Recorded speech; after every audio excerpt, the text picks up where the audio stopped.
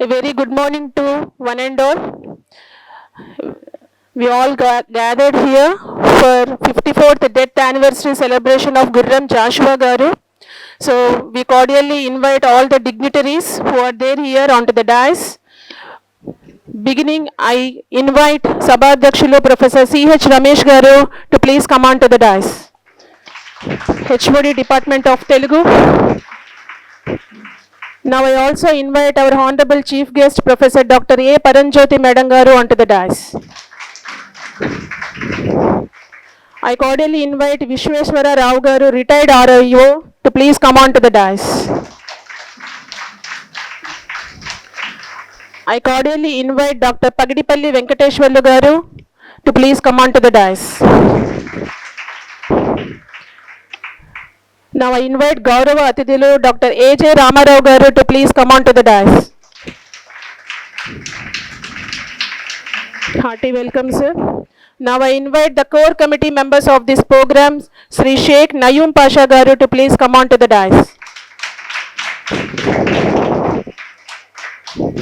I cordially invite Sri Kondru Brahman Garu to please come on to the dais. I invite Sri Perelli Srinu Garu to please come on to the dais, one of the core committee member of this program. Please give. I also invite Dr. G. Ramarao, lecturer in Telugu, to please come on to the dais.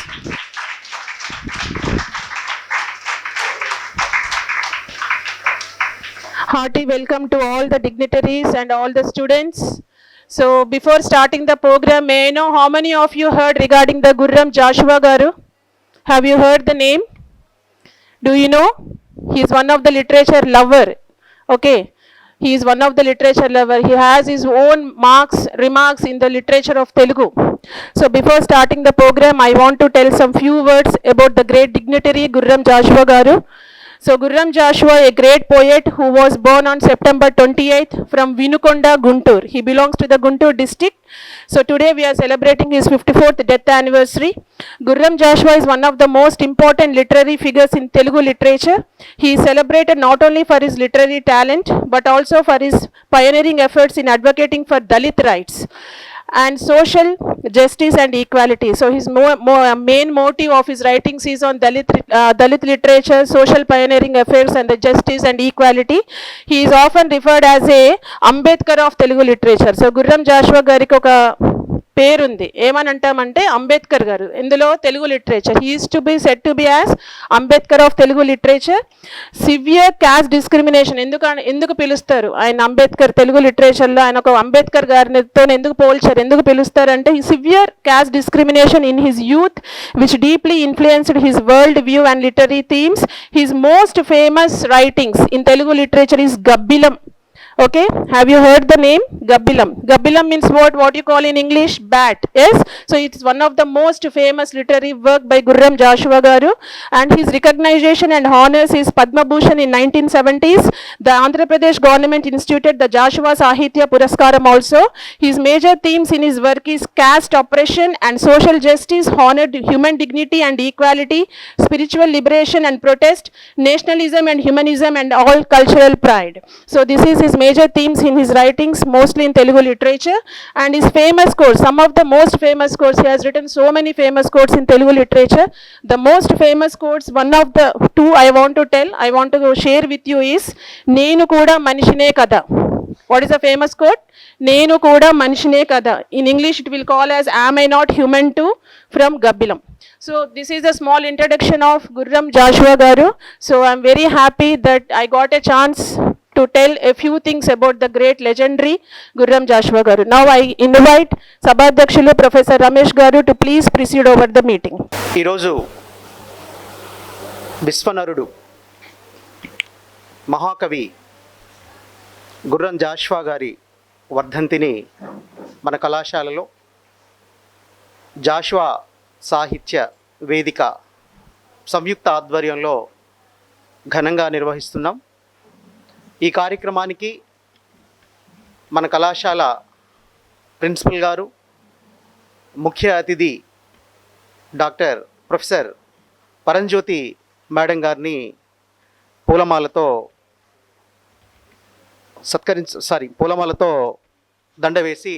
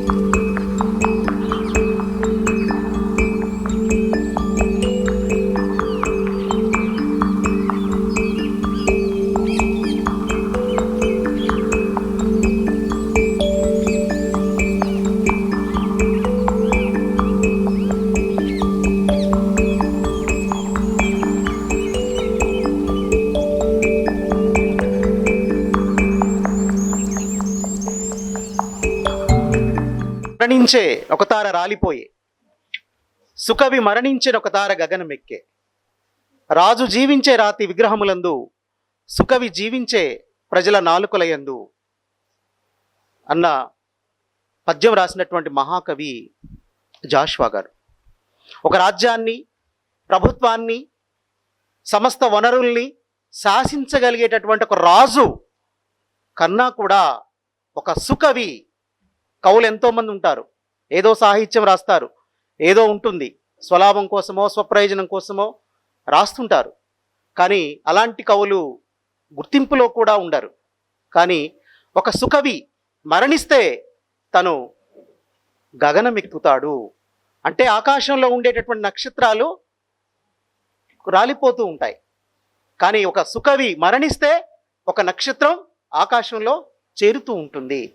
అలాంటి మహాకవి జాషువా గారు. జాషువా గారి యొక్క వర్ధంతి సభను ఈరోజు మన కళాశాలలో జరుపుకోవడం, మన కళాశాల ప్రిన్సిపల్ గారు ఈ కార్యక్రమాన్ని నిర్వహించడానికి అనుమతి ఇవ్వడం అనేది చాలా అభినందనీయము, చాలా గొప్ప విషయము.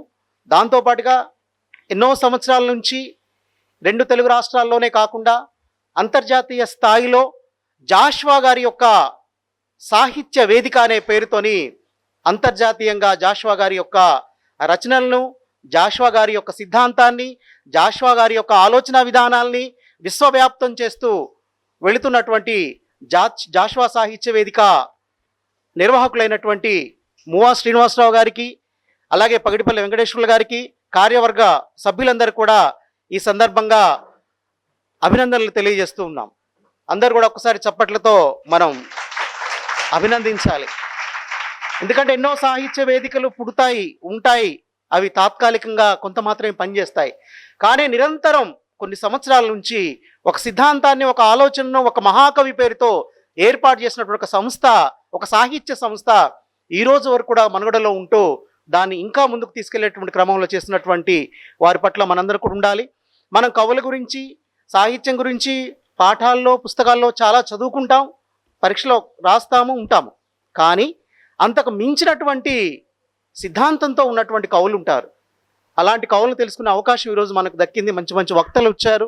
వీళ్ళందరి యొక్క ఆలోచనలు, అభిప్రాయాలు ఉంచుకొని ఆ కవి నుంచి, ఈ మీటింగ్ నుంచి మనం ఏం స్ఫూర్తి పొందాలి, మన జీవితాల్లో ఏం తీసుకోవాలి ఏంటనేది కూడా మనం నిర్ణయించుకోవాల్సినటువంటి అవసరం మనకంతా ఉంది. కాబట్టి ఈరోజు కార్యక్రమంలో మన ముందుగా వాస్తవంగా ముఖ్య అతిథి లాస్ట్లో మాట్లాడాలి.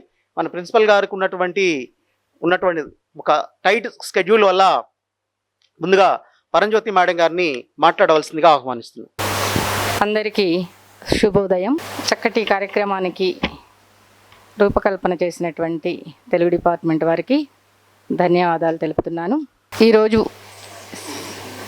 సెమినార్ హాల్ నిండిపోయింది. ఇంకా అందరూ వస్తే సరిపోదేమో కూడా, అందుకే ఆడిటోరియం కూడా కట్టారు. అందుకని మీటింగ్స్ ఎప్పుడు మనం నిశ్చింతగా జరుపుకోవచ్చు. నేను 2018 వరకు ఇక్కడే ఉన్నాను. తెలుగు కార్యక్రమాలన్నీ నా ఆధ్వర్యంలోనే జరిగేవి. ఎన్ఎస్ఎస్, కల్చరల్ యాక్టివిటీస్ టోటల్గా నేనే ఆక్రమించుకున్నానేమో అనిపించేది కాలేజీని. అలా అన్ని ప్రోగ్రామ్స్లో ఉండేవాళ్ళం. అది నాకు గుర్తుకొస్తుంది. కాకపోతే స్టేజ్ అటువైపు ఉంది, ఇప్పుడు స్టేజ్ మారింది. అది ఒక మార్పు కనపడుతుంది నాకు. స్టేజ్ పైన ఉంటే మీరు చక్కగా కనిపిస్తారు. ఇప్పుడు మీ ఫేసులు మా ఫేసులు సమానంగా అయిపోయాయి. అదొకటి. అయితే ఇప్పుడు సందర్భం ఇది కాదు మాట్లాడుకునేది. గుర్రం జాషువా గారి గురించి నేను తెలుగు సబ్జెక్ట్ అవటం వల్ల చాలా చెప్పాలి, కానీ ప్రస్తుతం నా మైండ్లో అవేమీ లేవు. 18 నుంచి 24, 25 వరకు నేను వేరే మారిపోయాను కదా. అయినా సరే ఉండిపోవాలి, ఎందుకంటే మహానుభావుల గురించి ఎప్పుడు చదివినా పాఠాల్లోనే కాదు మనసులోనే ఉండిపోయేటువంటి మహాత్ములు వీళ్ళు. అయితే అతని గురించి అంబేద్కర్ తర్వాత అంతటి వాడు అన్నట్టుగా చెప్తారు. అతను సామాన్య కుటుంబంలో పుట్టినప్పటికీ అతను అంటాడు, నాకు పేదరికమే నాకు ఇంతటి గొప్పవాడిని చేసింది, అతయ్య గురువు అంటాడు. అలాగే కుల వివక్ష అనేటువంటిది అది రెండో గురువు నన్ను ఇన్ని రకాల సమస్యల నుంచి బయటపడేసి గొప్పవాణిగా తీర్చిదిద్దింది అని చెప్పుకోవటంలో మనం గురువు అంటే ఎవరో వ్యక్తిగా అనుకుంటాం, కానీ అతనికి సమస్యలు ఏవైతే ఉన్నాయో వాటిని అధిగమించటమే గురువులు చేసే పనిగా భావించాడు. అందుకని అతను పుట్టినటువంటి వాతావరణం కడు పేదరికమైనా సరే దాన్ని లెక్క చేయలేదు. కానీ అటువంటి అన్టచబిలిటీ అనేటువంటి అంటరానితనం అనేటువంటి ఎక్కువగా కనిపించే రోజులు ఇప్పటికి కూడా అక్కడక్కడ కొంచెం వివక్ష కనపడుతూనే ఉంది. ముసుగు వేసుకున్నటువంటి వాతావరణం ఇప్పటికీ ఉందేమో, కానీ అప్పుడు డైరెక్ట్గా అటాక్ చేసేవాళ్ళు. వీళ్ళు ఫలానా ఊరికి దూరంగా ఉండి వాళ్ళని అందరిలో అవమానం చేస్తూ ఎప్పుడూ కూడా బలహీనపరుస్తూ ఎప్పుడు ఎందుకు పుట్టాము అనేటువంటి పరిస్థితి. అందరూ అలా అనుకొని వెనక్కి వెళ్ళిపోవచ్చుగాక, భరించేవాళ్ళు కావచ్చుగాక, కానీ ఆ భరిస్తూనే కొంతవరకు భరిస్తూనే తనలో కొంత కొత్త కోణాన్ని ఆవిష్కరించుకోగలిగాడు తనకు తానే. గురువుల సహాయం కావచ్చు, కొందరి తోడ్పాటు కావచ్చు. అంటే ఎంతమంది వ్యతిరేకించినా ఒకళ్ళో ఇద్దరు అక్కడక్కడ ఉంటారు కదా, వాళ్ళని నుంచి ఇన్స్పైర్ అయ్యి అతను గొప్పవాడిగా చేశాడు. తర్వాత అమ్మా నాన్నలు కూడా కులాంతర వివాహం అని చెప్తారు. యాదవ కులము అలాగే క్రిస్టియన్ ఇద్దరు కలిసి అమ్మా నాన్నలుగా ఉన్నారు కాబట్టి కూడా ఇతనికి సమస్యలు అనేవి ఎక్కువగానే ఎదుర్కొన్నట్టుగా. ఆ రోజుల్లో కులాంతర వివాహం, మతాంతర వివాహం అంటే సమస్యగానే ఉండేది. ఇప్పటికీ సమస్యలే ఉన్నాయి, పరువు నష్టం, హత్యలు జరుగుతూనే ఉన్నాయి ఆ విషయంలో. ఆ రోజుల్లోనే అతను అలాంటివన్నీ ఫేస్ చేయటమే కాకుండా కుటుంబపరమైనటువంటి సమస్యలు, పేదరికము, సమాజంలో అతనికి ఎలాంటి గౌరవం లేకపోవడం, స్కూల్లో చదవనీయకపోవడం, అందరిలో అలా ఎప్పుడైతే అతను ఆ పరిస్థితులన్నిటినీ కూడా అధిగమిస్తూ తనకు తాను కింద పడుతూ లేస్తూనే ఎలా తయారయ్యాడంటే, ఎవరైతే అసహించుకున్నారో, ఎవరైతే తొక్కి పెడదామని అనుకున్నారో, ఎవరైతే అగౌరవంగా చూశారో వాళ్ళందరి చేత శబాష్ అనిపించుకునేలా, వాళ్లే తన కాలికి గండ పెండేరం తొడిగేలా, వాళ్లే ఏనుగు నెక్కించి ఊరేగింపు చేసేలా అలాంటి గొప్ప గొప్ప సన్మానాలన్నీ కూడా అతను పొందాడు. అది మనిషిగా ఎదిగినటువంటి తీరు. ప్రపంచవ్యాప్తంగా జరుపుకున్నటువంటి ఈ పండుగ ఒక రకంగా, ఎందుకంటే ఒక మహా వ్యక్తి ఆ పరిస్థితుల నుంచి ఎదిగాడు. అతని పద్యాలు చదువుతున్నా, విషయాలు వింటున్నా కూడా మనలో ఒకరే అన్నట్టుగా ఉంటుంది. ఏదో అర్థం కాని పదజాలం కానీ ఎక్కడెక్కడో వచ్చి మనం ఇంకా తెలుసుకోవాల్సినటువంటి అవసరం కాదు. మణిపూసల్లాగా, వెన్నపూసల్లాగా అవి చదువుతుంటే ఈజీగా మనకు గ్రాస్ప్ అవుతాయి, అర్థం చేసుకోగలుగుతాం. ఇక్కడ ఉన్నదే సార్ చెప్పారు కదా, రాజు మరణించే ఒక తార రాలిపోయే అనేది, దాన్నే విశ్లేషించదలుచుకున్నాను. ఎందుకంటే పెద్దలందరూ చాలా చాలా విషయాలు చెప్తారు. అవన్నీ మీరు వినడమే కాదు, వినడంలో ఏం చేయాలి అంటే ఎంతో కొంత మనకు సరిపోతుందా లేదా, అప్లై చేసుకోగలమా లేదా, ఇందులో కూడా రాసేవాళ్ళు ఉంటారు. కొండపల్లిలో ఒక అమ్మాయి ఉంది, ఆ అమ్మాయి రిజ్వానా, సార్ మీకు తెలిసే ఉంటుంది, రిజ్వానా బాల కవయిత్రి అని, ఇప్పుడు 2nd MPCS చదువుతుంది. ఇంతమంది ఉన్నా కూడా అమ్మాయి వచ్చేసి ఒక్కతే మాట్లాడుతుంది, స్వేచ్ఛగా వచ్చేసి నేను మాట్లాడతా అంటుంది. తను అలా డెవలప్ చేసుకుంటుంది. మీలో కూడా ఉండవచ్చు. ఏమైనా రాసినట్లుంటే మీ తెలుగు డిపార్ట్మెంట్కి తీసుకెళ్ళండి. మనసులో ఉన్న భావాలే రాయడం, అక్కడేమీ పెద్దగా ఉండదు. కాకపోతే అది కొందరికి అలవాటుగా ఉంటుంది, కొందరికేమో అది పక్కదారి, అంటే మనసులో ఉంటాయి కానీ చెప్పలేనటువంటి భావం. మీరు కూడా మాట్లాడొచ్చు ఏమైనా తెలిస్తే. ఇక్కడ ఇది స్వేచ్ఛగా ఉండేటువంటి వేదిక అందరికీ కూడా. సో రాజు మరణించే ఒక తార రాలిపోయి, అంటే రాజులు అప్పుడు పరిపాలన చేస్తున్నటువంటి రోజులు కాబట్టి రాజు చనిపోతే కామన్ మ్యాన్ అందరూ చనిపోయినట్టే ఉంటుంది, ఒక తార పైనుంచి కింద పడినట్టుగా అనుకోవాలి. కానీ కవియు మరణించే ఒక తార గగనమెక్కే. అదే కవి మరణిస్తే, కవి ఎప్పుడో చనిపోయాడు, ఈరోజు వర్ధంతి అన్నారు కదా, కానీ ఎందుకు గుర్తుపెట్టుకుంటున్నాం? గొప్పవాడయ్యాడు, ఇతను తారగా మిగిలాడు కాబట్టి. పైనున్న తార కిందికి రాలిపోయింది, రాజు మరణిస్తే. కవి మరణిస్తే తార గగనం ఎక్కింది. గగనం అంటే ఆకాశానికి ఎక్కింది. సో ఆ డిఫరెన్స్ అనమాట రాజుకి కవికి. రాజు జీవించే రాతి విగ్రహములందు, రాజును ఏం చేస్తారు, బొమ్మలు చేసి చూపెడతారు, ఇతను ఫలానా రాజు అని చెప్పేసి. కానీ సుకవి ఏమవుతాడు? సుకవి అంటే మంచి కవి. ఎక్కడుంటాడైనా? ప్రజల నాలుకల యందు. మనందరం ఈరోజు మాట్లాడేది దానికి సరి అయినటువంటి పద్యం. అది మన మనసుల్లో ఉన్నాడు, మన నాలుకల మీద ఉన్నాడు, అతని గురించి మాట్లాడుకుంటాము. అదే ఈరోజు సుదినం, గొప్ప విషయం అది. సో ఇంకా చాలా చాలా చెప్పాల్సినవి ఉన్నాయి. ఎందుకంటే ఫిర్దౌసి రాసినటువంటి షానామాలో రకరకాల సమస్యలు. బంగారు రూకలు ఇస్తానని ఒక రాజు మోసం చేసి చెప్పుడు మాటలు విని వెండి రూకలు ఇవ్వడానికి రెడీ అవ్వడం, తర్వాత ఇంకా అతన్ని చంపించండి అని కూడా పంపించడం. ఎవరో తెలిసిన అతను పారిపోండి, ఇక్కడుంటే చంపేస్తారని. కుటుంబానికి దూరంగా కొన్నేళ్ళు, కొన్ని చోట్ల 10 సంవత్సరాలు అంటారు, కొన్ని చోట్ల 30 సంవత్సరాలని చెప్తున్నారు. 3 ఏళ్ల బాబుని చనిపోయినా కూడా ఇంటికి వెళ్ళలేనటువంటి దుర్భర పరిస్థితి. అంటే అప్పుడు ఈ సౌకర్యాలన్నీ లేవు కదా వెంటనే వెళ్ళిపోవడానికి. ఒక చోటికి వెళ్ళామంటే కొన్ని సంవత్సరాలు పడుతుంది రావడానికి. అలాంటివన్నీ కూడా ఎదుర్కొని చివరికి రాజు చేతిలో చనిపోయే పరిస్థితి వచ్చి పారిపోతూ ఆ గోడ మీద కూడా పద్యం రాసి వెళ్ళిపోయినటువంటి మహానుభావుడు. ఇంకా ఏవేవో మెదులుతున్నాయి. సరే, అందరూ మాట్లాడేటువంటి అవకాశం ఉంటుంది. మీరు చక్కగా విని వీటిని ఆదరిస్తారని, ఆలోచిస్తారని కోరుకుంటూ ఈ అవకాశం ఇచ్చినటువంటి అందరికీ కూడా ధన్యవాదాలు తెలుపుకుంటున్నాను. Thank you. షానామాలో ప్రస్తావించినటువంటి ఒక రాజు మా చరిత్రను రాస్తే ఇన్ని బంగారు నాణాలు ఇస్తాను అని వెండి నాణాలు ఇచ్చినప్పుడు ఆ ప్రస్థానం దాదాపుగా మనకు 18 సార్లు ఈ భారతదేశ సంపదను దోచుకున్నటువంటి గజని ఆ రాజు. అంటే కవి దాదాపుగా మేడం 2 విషయాలు ప్రస్తావించారు. కులం, అది పేదరికం నా గురువు, ఆ పేదరికాన్ని జయించటం కోసమే నేను ఎదిగాను అని. ఇంకో గురువు కులం, కుల వివక్ష. ఆ వివక్షలో నుంచి వివక్షగా భావించకుండా దాన్ని స్ఫూర్తిగా తీసుకొని అదే వర్ణ వ్యవస్థలో ఉన్నటువంటి దాన్ని కూడా గబ్లిలో ప్రస్తావిస్తాడు. అతని గాలిసోక కసరి బుసకొట్టు 4 పడగల హైందవ నాగరాజు అంటాడు జాషువా. చాతుర్వర్ణం మయా సృష్టి అని చెప్పినటువంటి మనుధర్మ శాస్త్రంలో ఉన్నటువంటి 4 వర్ణాలు కూడా 4 పడగల్లాగా ఈ అస్పృశ్యుడి పైన కాటేయడానికి సిద్ధంగా ఉంటాయని స్పష్టమైనటువంటి ఈ దేశ కుల స్పృహ జాషువాలో కనపడుతుంటుంది. ఇంకా ముందు ముందు వక్తలు ఇంకా వివరిస్తారు. ఈ క్రమంలో ఈరోజు ఒక మంచి పరిణామం. మన కళాశాల విద్యార్థినులు జాషువా గారికి గురించినటువంటి కొన్ని అంశాలు మాట్లాడతారు. ఆ విద్యార్థినుల్ని ఆహ్వానిస్తున్నాను. కుంజన్. Good morning. Today we are celebrating the death anniversary of Gurram Joshua Garu. Gurram Joshua wrote extensively about the caste system in India. Gurram Joshua in his book Gabilam tells about the caste system and the problems faced by the lower caste people in Indian society. Let's take a look at few lines of his poem where Gurram Joshua explains about the life of an outcast. In this holy land of karma, they feed milk to snakes and sugar to ants. Even the goddess of justice will shake in his presence. There is no God to uplift him. Him means here the low caste people. How can one expect mortal humans to show compassion? He does not know what sin he has committed. Means the low caste people, they do not know what the sin they have committed and for which they are getting the punishment. The demon of poverty sucks his blood, the four-hooded Hindu cobra.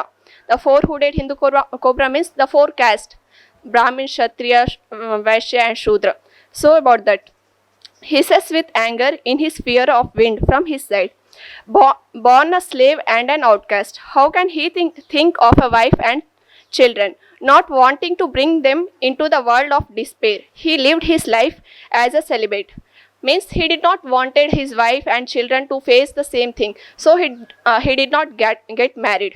Means a lower caste person, he did not wanted that his wife and children also face the same problems he has been facing.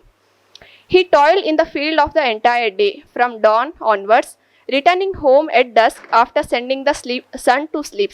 Means he has been working whole day and now he has come home after the sun has set. After eating porridge, he laid down to rest on a broken cot. Broken cot means a broken bed kind of thing, where he has been sleeping. Even after working the whole day, he is getting very less amount of money, and his home is broken. This means, in this book, we can read this and get information about Joshua Garu. He has written very Gabilam. It is translated by Chinnaya Jangam in English. We can find it in Telugu originally. That's it. Thank you. పుస్తకాన్ని రాసింది జంగం చిన్నయ్య గారు. History professor, Canada యూనివర్సిటీలో history professor. అయితే ఏంటి అంటే ఇతని special ఏంటి అంటే ఇతను అత్యంత కడుపేద కుటుంబంలో, అంటే దేవదాసి వ్యవస్థ అంటే మీకు ఏమైనా ఐడియా ఉందా? దేవదాసి వ్యవస్థని ఎస్సీ ఎస్టీ బీసీ కులాల్లోని ఆడపిల్లల్ని దేవుళ్ళకి వదిలిపెడతారు. వదిలిపెడితే వాళ్ళు దేవాలయాలకు సేవ చేసుకుంటూ బ్రతుకుతుంటారు. అలాంటి పరిస్థితుల్లోని పుట్టిన వ్యక్తి జంగం మన చిన్నయ్య గారు. అలాంటి వ్యక్తి చదువుకొని సెంట్రల్ యూనివర్సిటీలో పిహెచ్డీ చేసి కెనడాలోని హిస్టరీ ప్రొఫెసర్గా అంటే చదువుకుంటే ఎలాంటి వ్యక్తి యొక్క జీవితం అయినా సరే అత్యంత గొప్పగా మలుసుకోవచ్చు అనటానికి జంగం చిన్నయ్య గారు ఇలా హిస్టరీలోని అత్యంత గొప్ప చరిత్రకారుడు, దళిత చరిత్రకారుడు ఎవరన్నా ఉన్నారు అంటే జంగం చిన్నయ్య గారిని కూడా ఈరోజు చెప్పుకుంటారన్నమాట. అది ఈ జంగం చిన్నయ్య గారు. ఈ పుస్తకం రాసిన జాషువా అంటే చాలా ఇష్టం. ఆయన ఎంపీలు జాషువా మీద చేశాడనమాట. హిస్టరీలో చారిత్రక దృక్కోణంలోంచి చేసినట్టున్నది. ఇది ఆయన కళ అనమాట. జాషువా మీద ఒక మంచి పుస్తకం రాయాలని, ఒక జాషువా గబ్బిలాన్ని ట్రాన్స్లేషన్ చేయాలనే కళ ఇది నెరవేర్చుకున్నాడు అనమాట. ఇది జాషువా గబ్బిలాన్ని ఇంగ్లీష్లో, జాషువా గబ్బిలాన్ని కాకి మాధవరావు గారు కూడా ట్రాన్స్లేషన్ చేశారు. అయినప్పటికీ కూడా తను కోరిక అన్నమాట, గబ్బిలాన్ని ఇంగ్లీష్ ట్రాన్స్లేషన్ చేయాలనే కోరిక, జాషువా గారి గబ్బిలాన్ని ఇంగ్లీష్లోకి ట్రాన్స్లేట్ చేయాలని కోరికతోని ఈ పుస్తకాన్ని ట్రాన్స్లేషన్ చేశారు. ఈ పుస్తకం గురించి వివరించినందుకు మన బీకామ్ స్టూడెంట్స్కి ధన్యవాదాలు తెలియజేస్తున్నాను. అలాగే మంచిగా మాట్లాడామమ్మా, very good, keep it up. సాన్నిహిత్యం నీకు ఎక్కువ ఉంది, కాకపోతే మా యూనివర్సిటీలోనే చదువుకున్నాడు. సో అది చాలా ప్రౌడ్గా ఫీల్ అవుతున్నాం దాంట్లో. అంటే విద్య అనేది మన జీవితాలు ఈ రోజున్న స్థితి నుంచి ఏ స్థాయికి తీసుకువెళ్తుంది అనేది చిన్నయ్య గారు రాసినటువంటి పుస్తకంలో చెప్పారు. చాలా ఎక్సలెంట్గా కుంజన్ ఒక బుక్ రివ్యూ ఇచ్చారు. అందరూ కూడా చప్పట్లు కొట్టి అభినందించారు. అంటే మనం స్పీకర్లు అవుతామా, ఉపన్యాసకులు అవుతామా, టీచర్స్ అవుతామా, లెక్చరర్స్ అవుతామా, భవిష్యత్తులో ఏదో అవుతాం. ఈ దేశానికి పాలకులు అవ్వచ్చు, రాజకీయ నాయకులు అవ్వచ్చు, పొలిటికల్ చేసి ఎక్కడికైనా వెళ్ళవచ్చు. కానీ మనల్ని మనం ప్రూవ్ చేసుకున్న ఒక వేదిక మన కళాశాల. ఇలాంటి సందర్భాలు, అవకాశాలు వచ్చినప్పుడు తప్పకుండా మనం ఉపయోగించుకోవాలా, ముందుకు రావాలా. మనలో ఉన్నటువంటి ఆలోచనలు, మనలో ఉన్నటువంటి అభిప్రాయాల్ని మనం పంచుకోవడం అనేది అలవాటుగా చేసుకోవాలా. ఇంకా ముందు మేము క్లాస్లో ఎలాగో రెగ్యులర్గా చెప్తామో, ఈసారి మీటింగ్లు అంటే మీరే నిర్వహించాలా, మీరే మాట్లాడాలా, మేము ఆడియన్స్లో ఉంటాం. ఆ స్థాయికి మన కళాశాల విద్యార్థులంతా రావాలని కోరుకుంటూ మరొక విద్యార్థిని మహేశ్వరి, ఫస్ట్ ఎంపీసీఎస్ మహేశ్వరిని ఆహ్వానిస్తుంది. Good morning all of you, respected all the dignitaries. Gurram Jashuva గారు 1895 సెప్టెంబర్ 25న గుంటూరు జిల్లా వినుకొండ గ్రామంలో జన్మించారు. ఆయన భౌతికంగా మరణించారు 1971లో జూలై 24న మరణించారు. అప్పటికి ఆయన జననాలుకలపై నిలిచారు. ఆయన 1964 కేంద్ర సాహితీ అకాడమీ అవార్డు తీసుకున్నారు. 1970లో కళాప్రపుర్ని అను బిరుదును పొందారు. ఆయన తండ్రి వీరయ్య గారు, తల్లి లింగమాంబ. ఆయన రచనలు స్వయంవరం, సంసార సాగరం, గబ్బిలం, మొదలగు రచనలు కోకిల రచనలు కావ్యాలు చేశాడు. గబ్బిలం కావ్యంలో ఆయన ఒక పద్యం కావ్యంలో ఆలయంబున నీవు వేల్రాడు వేళ శివుని చెవి నీకు గొంతు చేరువగనండు మౌనిక గరాజై పూజారి లేని వేళ విన్న వింపుము నాది జీవ చరిత్ర అని గబ్బిలాన్ని మాధ్యమంగా తీసుకొని సామాజిక సమస్యలను ఆయన చెప్పారు. సామాజిక సమస్యలను పద్య సాహిత్యంగా మలిచిన గొప్ప వ్యక్తి గుర్రం జాషువా గారు. Thank you for giving this wonderful opportunity. Thank you Maheshwari. Maheshwari మంచి పద్యం చెప్పింది. నువ్వు దేవాలయంలో వేలాడుతున్న వేళ శివుని యొక్క చెవి దగ్గరగా ఉంటుంది. ఈ యొక్క దీనుడు యొక్క గాథను, ఈ అస్పృశ్య కులంలో జన్మించినటువంటి ఈ వ్యక్తి యొక్క గాథను పూజారి లేని వేళ చెప్పు అని గబ్బిలానికి చెప్పాడు. భగవంతునికి భక్తునికి అనుసంధానమైనది అంబికా దర్బారు బత్తిలాగా మనకు భగవంతుడు చెప్పుకోవడానికి మనకు మధ్యవర్తి ఒకడు ఉంటాడు. ఆ అయ్యగారే ద్వారానే మనకు స్వర్గ ప్రాప్తి, అయ్యగారి ద్వారానే ఇది ఉంటుంది అనేది అక్కడ బ్రాహ్మణుడు. ఈ దేశంలో వర్ణ వ్యవస్థ, ఈ దేశంలో కుల వ్యవస్థ, ఇదిలో మనుస్మృతి, దీనికి మూలాలు పెట్టినటువంటి దాని పట్ల జాషువా గారు ఎంత స్పష్టంగా ఉన్నాడో దీంట్లో మనకు స్పష్టంగా చెప్తున్నాడు. అంటే గబ్బిలం అనేది ఒక దూత కావ్యం. కాళిదాసు రాసినటువంటి మేఘ సందేశం ఉంటుంది. మేఘ సందేశం దూత కావ్యం, భారతదేశంలో మొట్టమొదటి దూత కావ్యం.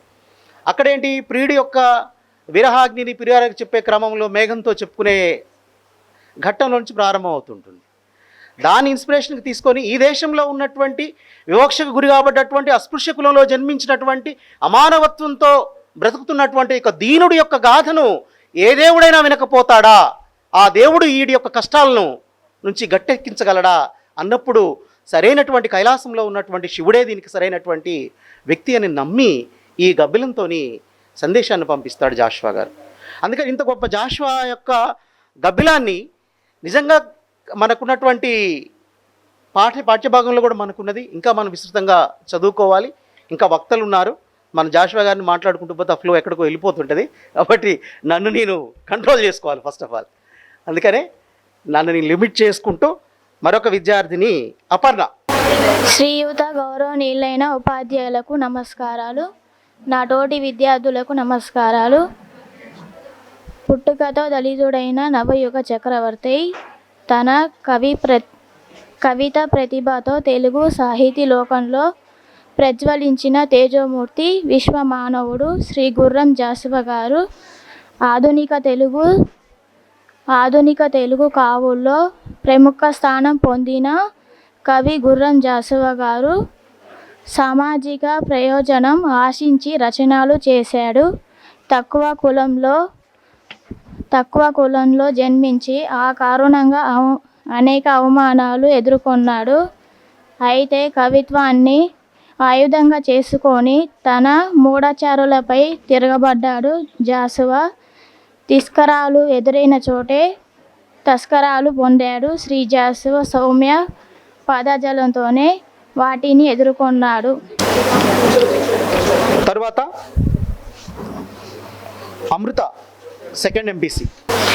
వేదిక మీద ఉన్నటువంటి పెద్దలందరికీ నమస్కారం. Good morning sir.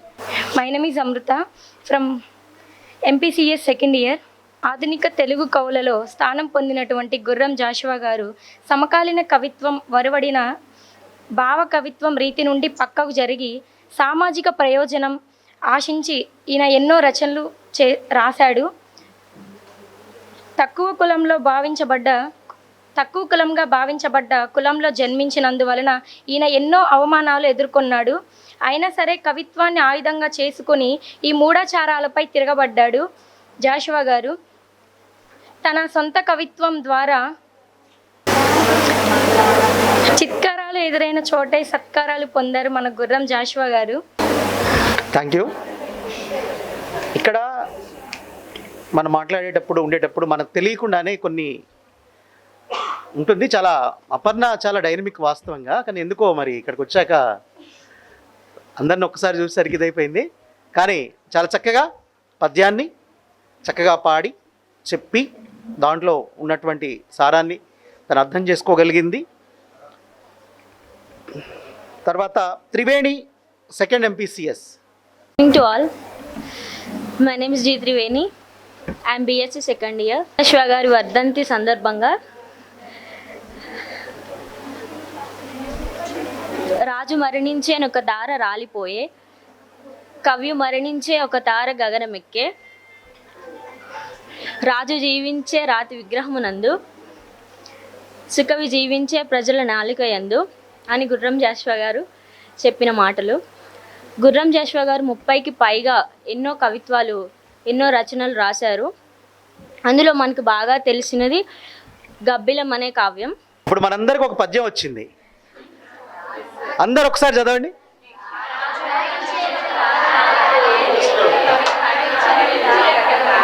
అది తిప్పండి గట్టిగా.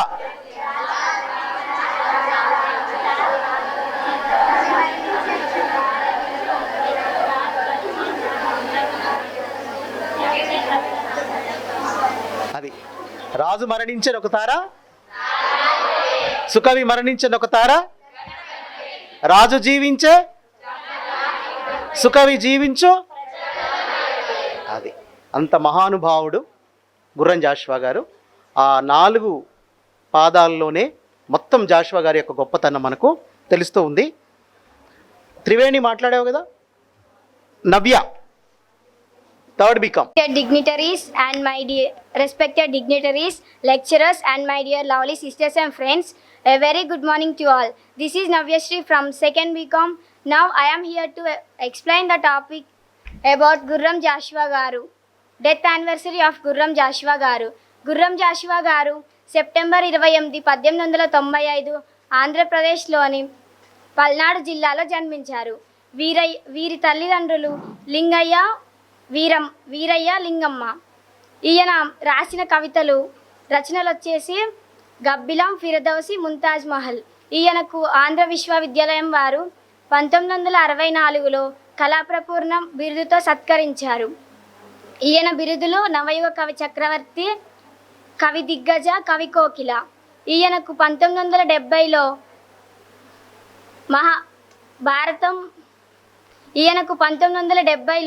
భారత ప్రభుత్వం వారు పద్మ విభూషణ్ అవార్డుతో సత్కరించారు. ఈయన జూలై 24, 1971లో మరణించారు. Thank you for giving this golden opportunity. Sir, మన కళాశాల ఐక్యూఎస్సి కోఆర్డినేటర్ ప్రవీణ్ సార్ని సాదరంగా ఆహ్వానిస్తున్నాం.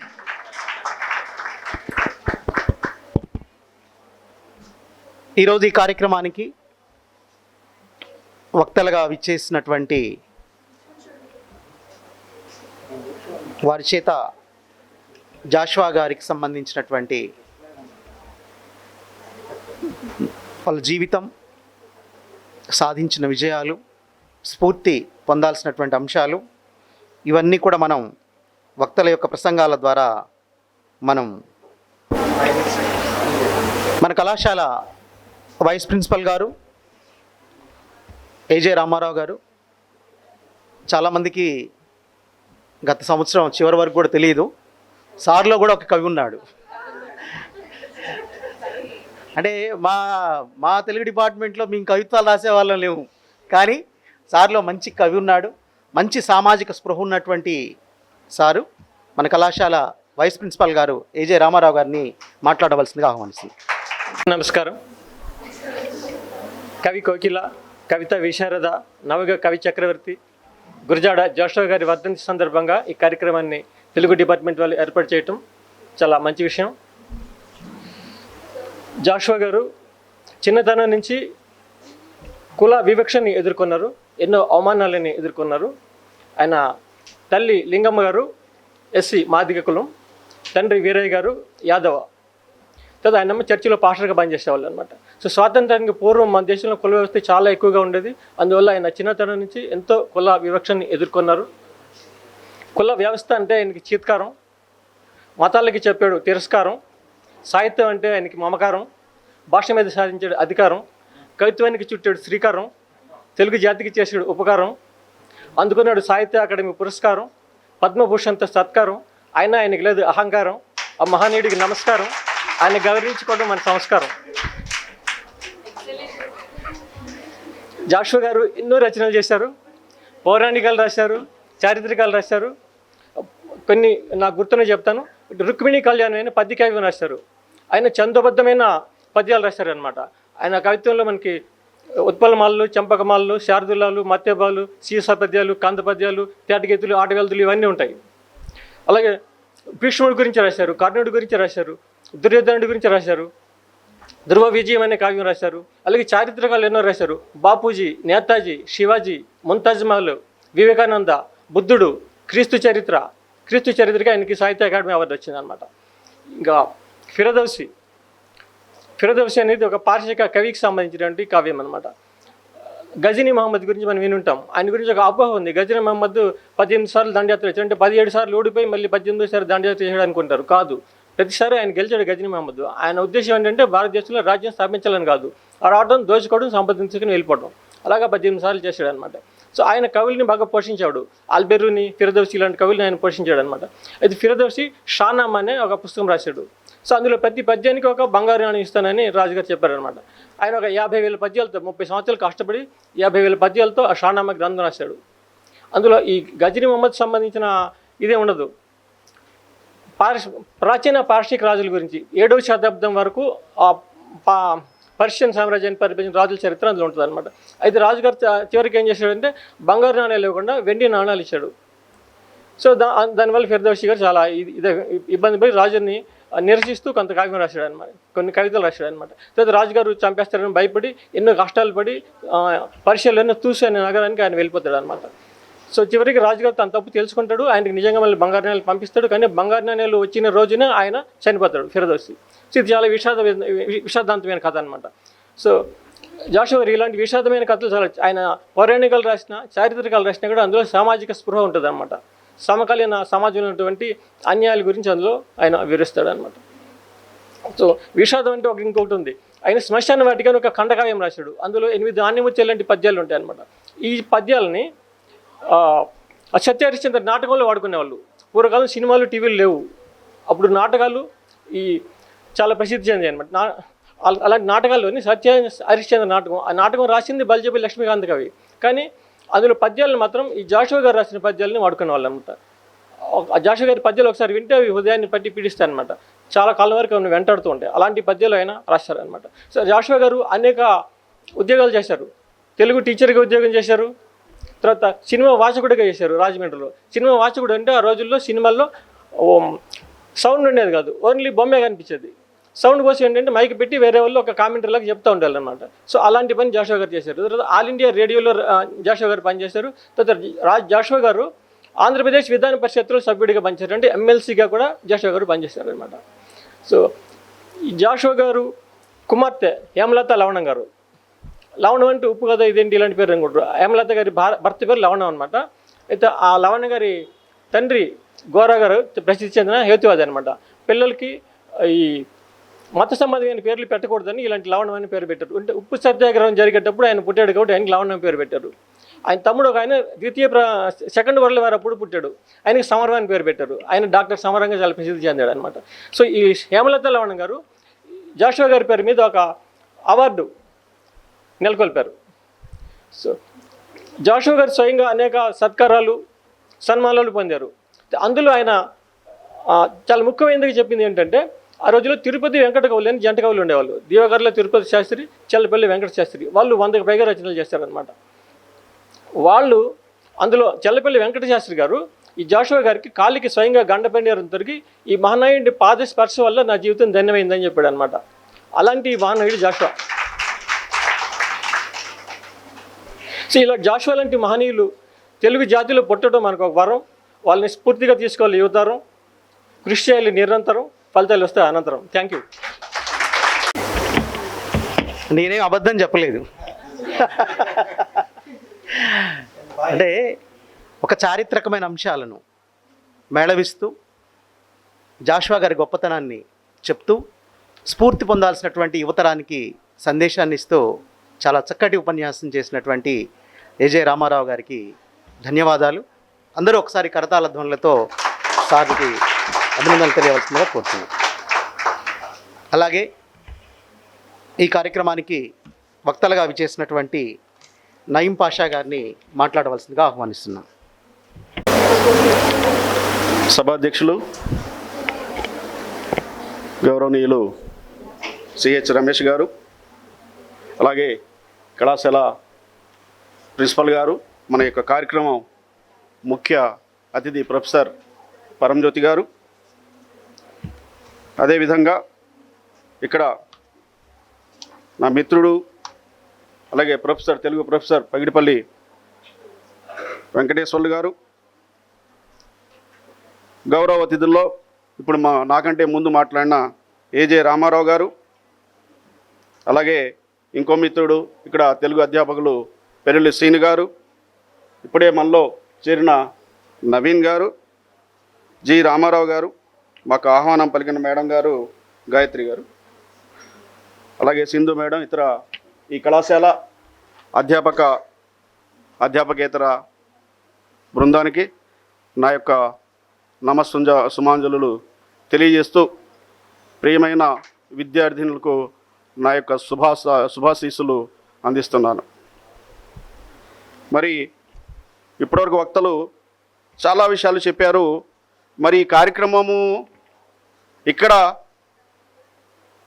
మహిళా కళాశాల సంబంధించి మహాకవి పద్మవిభూషణ్, కవి కోకిల, కవి దిగ్గజ చాలా ఉన్నాయి బిరుదులు ఆయనకి.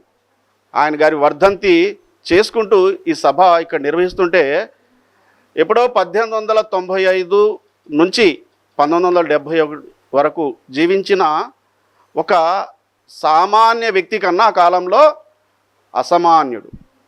మరి అతని గురించి మనము ఈరోజు స్మరించుకుంటూ వారికి ఘన నివాళులు అర్పిస్తూ సుకవి జీవించు ప్రజల నాలుకల యందు అని చెప్పారు కదా. ఇక్కడ అందరూ పద్యం కూడా ఉటంకించారు.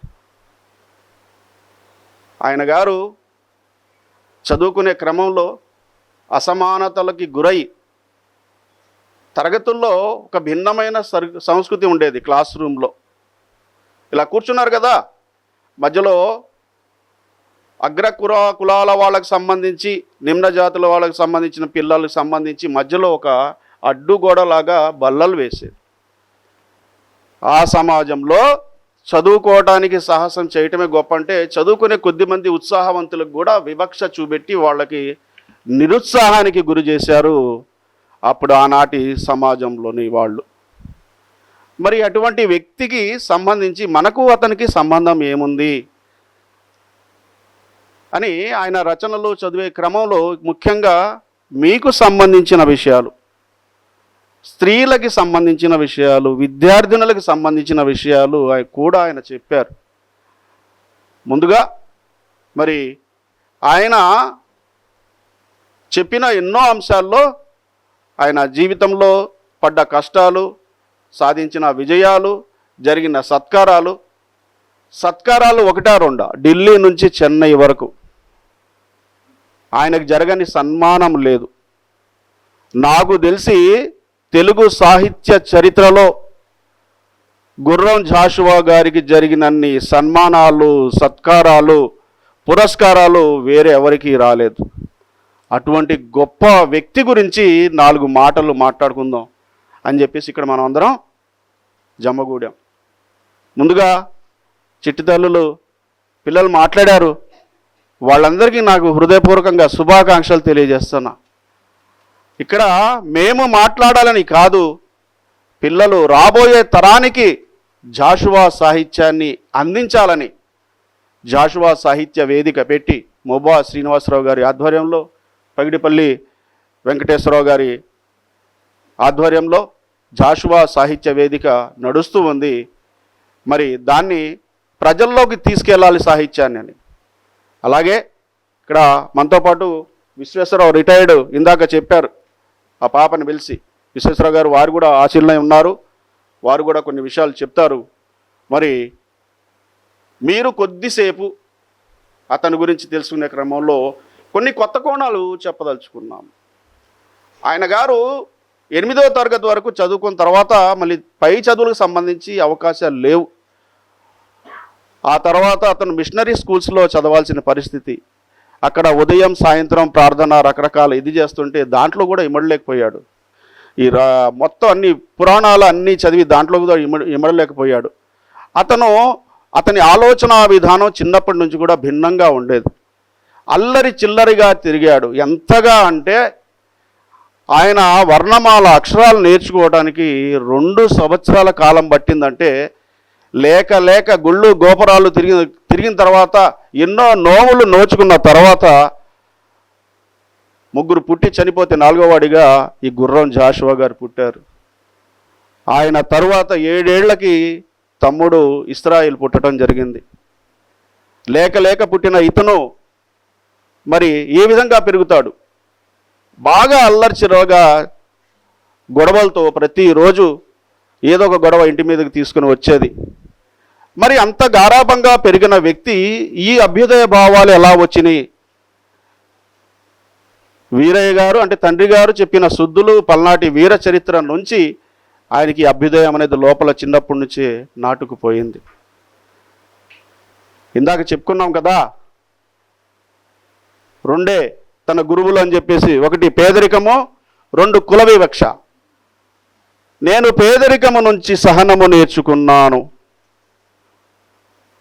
కుల వివక్ష నుంచి ఎదిరించడం నేర్చుకున్నాను, ప్రశ్నించడం నేర్చుకున్నాను అని చెప్పేసి చెప్పడం జరిగింది గుర్రం జాషువా గారు. గుర్రం జాషువా గారి జీవన విధానం, అప్పటి పరిస్థితులు, ఇప్పుడు కొంతమంది విద్యార్థులు ఇక్కడ నేను గతంలో 2018 వరకు, మన 18 నుంచి 24 ఆగస్టు వరకు నయాబజార్ కళాశాలలో పనిచేశాను. బహుశా నా శిష్యురాళ్ళు ఎవరైనా ఉంటే ఉండొచ్చు. ఇక్కడ నేను తెలుగు అధ్యాపకుడిగా చేశాను. మరి ఆయన చెప్పిన సాహిత్యానికి సంబంధించి ఎలాగా ఆ స్థితిగతులు ఎలాగుంటాయి విద్యార్థుల్ని గమనిస్తే, ఇప్పటికీ ఆ వ్యవస్థ అలాగనే ఉంటుందా? మొదటి సంవత్సరంలో చేరతారు, 2వ సంవత్సరంలో రారు. ఏంటమ్మా ఏమైంది, ఎందుకు రావట్లేదని ఫోన్ చేస్తే పాపకు పెళ్లి చేశాం. ఇంకా బాల్య వివాహాలు నడుస్తున్నాయా? వాటిని నిరసించాడు గుర్రం జాషువా గారు. మరి ఆయన యొక్క వ్యధని తెలియజేస్తూ,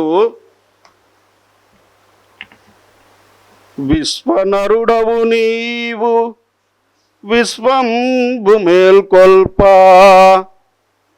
విప్లవించితివయ్య వీరమూర్తి,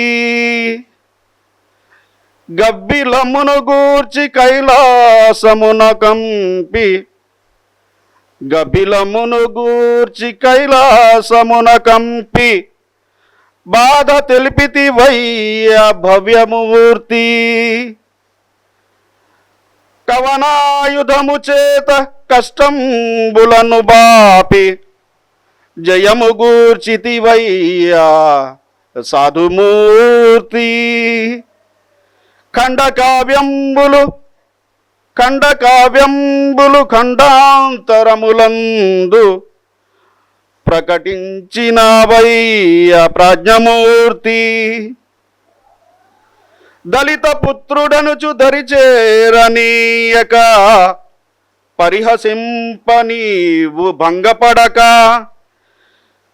నిల్చినావు నీవు నిండు ధైర్యముతోడా,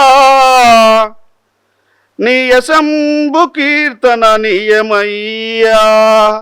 ఇతను పడ్డ కష్టాల్ని ఈ రకంగా తెలియజేయటం జరిగింది.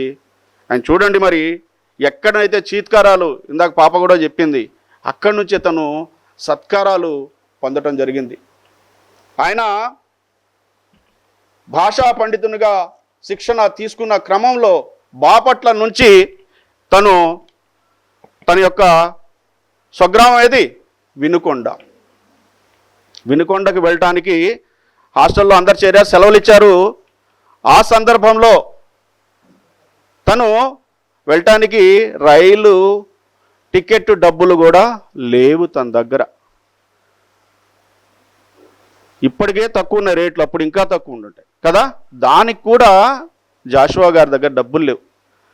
అతని యొక్క ఒక జత బట్టలు, దువ్వెన, అవి అతను ఉన్న ఆ పెట్టెలో వేసుకొని నెత్తిన పెట్టుకొని బాపట్ల నుంచి వినుకొండ నడిచి వెళ్దామని ఆత్మాభిమానం చాలా ఎక్కువ.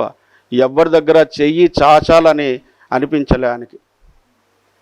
మరి నర్సరావుపేట వరకు నడిచి వస్తుంటే ఎప్పటికే కాళ్ళు బొప్పలెక్కినాయి. ఆ సందర్భంలో నడవలేని స్థితిలో స్నేహితులు గమనించి అతనికి టికెట్ కొనిచ్చి ఇంటికి పంపించడం జరిగింది. ఎక్కడా తను రాజీ పడల. 10-15 రూపాయలకి తను ఉద్యోగం చేసిన క్రమం. మరి అంత కష్టాలు పడి ఒకసారి రైల్లో ప్రయాణిస్తుంటే తనని సంబంధించి కవి అని తెలిసి పద్యాలు చెప్పిన తర్వాత, ఇది కూడా మీకు తెలిసే ఉంటుంది, గురువులు చెప్పే ఉంటారు, చాలా మెచ్చుకున్న వ్యక్తి తన కవితాశక్తిని చూసి చివరిలో మీరు ఏ కులం అని అడగగానే చెప్తే వాణి మైలపడ్డది అని లేచి వెళ్ళాడు. చూడండి, మైలపట్టం అంటే ముట్టుకుంటే ఇది చేస్తే మైలపడేది, మాట కూడా మైలపడుతుందా? ఎటువంటి సమాజంలో తను బతికాడు. మరి అటువంటి గుర్రం జాషువా గారు స్త్రీ అభ్యుదయాన్ని, స్త్రీ సాధికారతని కోరుకున్నాడు. మరి తను పెరిగిన క్రమంలో తిరుపతి వెంకట కవులు, కొప్పరపు కవుల మధ్య విపరీతమైన 2 బృందాలుగా ఏర్పడి సాహిత్య యుద్ధం జరుగుతున్న క్రమంలో తను కూడా సాహిత్యం నేర్చుకొని కవిత్వం రాయాలని ఎంతో పట్టుదలగా ప్రయత్నించాడు, శిక్షణ పొందాడు. మరి అయినప్పటికీ తనకి సంబంధించి వృత్తికి ఎటువంటి అవకాశం లేని క్రమంలో అతను ఒక విద్య నేర్చుకున్నాడు.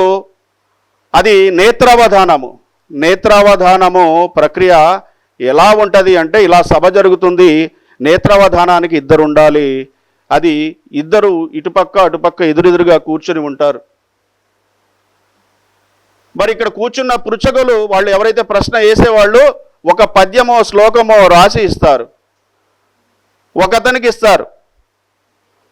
తను చేయాల్సింది ఏంటంటే, నోటితో చెప్పకూడదు సుమా, సంజల ద్వారానే, ఎలాగా? కళ్ళతోనే, చేతులు కూడా కదపడానికి లేదు, కళ్ళతోనే ఎదుట వ్యక్తికి తను ఏమి చెప్తున్నాడు, అక్షరానికి తను చూపు ఎలా మొదలుతుంది, ఆ రకంగా తను సంజల ద్వారా, కైంటి సైగల ద్వారా చెప్తుంటే అతను రాస్తాడు. మళ్ళీ ఇతని దగ్గరే ఉంది ఆ స్లిప్పు, ఇతను చేసే సంజల ద్వారా మళ్ళీ అటు రాసి చదువుతాడు. ఆ రకంగా వాళ్ళు చూడండి, అది ఎంత కఠినంగా ఉంటుందో. మరి దీనికి తమకు సమబుజ్జి ఎవరు, బాగా తెలివిగల వాళ్ళు, ఇట్టే పట్టేసే వాళ్ళు ఎవరు అంటే తన తమ్ముడు ఇస్రాయేల్నే దానికి ఎంచుకోవటం జరిగింది. నేత్రావధాన ప్రక్రియ మీరు ఎవరైనా ఊహించారా? ఎక్కడైనా చూసారా? ఇంత టెక్నాలజీ పెరుగుతుంది, ఏ అనుమానం వచ్చినా గూగుల్ తల్లో ఇంకొకటి చాట్ జీపీటో మనకి మన యొక్క అనుమానాలు తీరుస్తున్నాయి కదా. మేధస్సు ఎక్కడో పరిగెడుతుంది. అయినా చూడండి, ఇటువంటి క్లిష్టమైన పరిగెడు. గుర్రం జాషువా గారి గురించి ఎందుకు తెలుసుకోవాలంటే ఇది ఆ సందర్భంలో, ఆ రోజుల్లో మరి ఇటువంటి ప్రక్రియలు చేసి చివరికి తను మోస పద్ధతిలో మొదట్లో భావకవిత్వం, భావకథ మొత్తం వినిపించేది. కానీ తనకు ఈ పుక్కిటి పురాణాలు వీటిలో ఉన్న విషయాల వల్ల సమాజానికి ఏం ఉపయోగం లేదు కదా, సమాజానికి ఉపయోగపడే రచనలు చేస్తాను అని చెప్పేసి సమాజంలో నెలకొన్న తన వర్గము, శ్రామికులు, పీడితులు ఎవరైతే వాళ్ళ బాధలు అనుభవిస్తున్నారో ఆ బాధల్ని తెలియజేయటం కోసం తన యొక్క కళాన్ని ఉపయోగించడం జరిగింది. మరి తను ఇక్కడ ఎవరైనా నువ్వెవరు, నీ మతం ఏంటి, కులం ఏంటి అని అడిగితే విశ్వనరుడ నేను అని చెప్తున్నాడు. తను కులమతాలు గీచుకున్న గీతలు జొచ్చి పంజరాన గట్టుబడను నేను, నిఖిల లోకమెట్లు నిర్ణయించిన నాకు తరుగు లేదు విశ్వనరుడ నేను. విశ్వనరుడు తనకి తానుగా ప్రకటించుకున్నాడు గర్వంగా. ఇంకేమంటాడు కవి గురించి? రాజు చేతికత్తి రక్షం రక్తంబు వర్షించు, సుకవి చేతి కలము సుధలు కురియు, అతడేల గలుగు యావత్ ప్రపంచంబు నితడేలగలుగు ఇహము పరము. కవి అనేవాడు ఇహాన్ని పరాన్ని. ఆయన ఎప్పుడో నేను పుట్టక ముందే చనిపోయారు ఆయన గారు, స్వర్గస్థులయ్యారు. ఇప్పటికీ మనం ఆయన గురించి స్మరించుకుంటున్నాం. ఎక్కడున్నాడో స్వర్గంలో ఉన్నాడు. ఇంతమందికి దారి చూపాడు. అటువంటి గుర్రం జాషువా గారు మరి తను పడిన కష్టాలు ఒక్కోసారి ఎలా ఉన్నాయంటే, ఇచ్చిన జీతం సరిపోక మనం అనుకుంటున్నారు మాకే కష్టాలు ఉన్నాయి, వాళ్ళ గురించి ఏంటి, వీళ్ళ గురించి పక్కవాడి గురించి ఆలోచించే పరిస్థితి లేదనుకుంటున్నారు. ఏదైనా ఒక వస్తువు ఆయుధంగా మారాలి అంటే కాలాలి, దెబ్బలు పడాలి, అప్పుడే ఆయుధంగా మారుతుంది కొలిమిలో కదా. జీవితంలో ఎవరైతే కష్టాలు ఎక్కువగా పడతారో ప్రతి కష్టాన్ని దాన్ని పాఠంగా మార్చుకున్నాడు గుర్రం జాషువా. అందుకనే గుర్రం జాషువా గారి గురించి మనం తెలుసుకోవాలి. ఎక్కువ సమయం లేదు కాబట్టి మీకు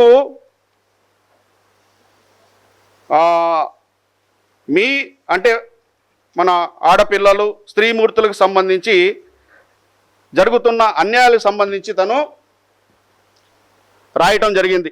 దాంట్లో కొన్ని పద్యాలు తీసుకుంటాను. ఎన్నేండ్లాయనో పురుషుండొక సాహిత్యపురంబులో దున్నంబోలి చరింపసాగి పెడబుద్ధులు దప్పిపోలేదు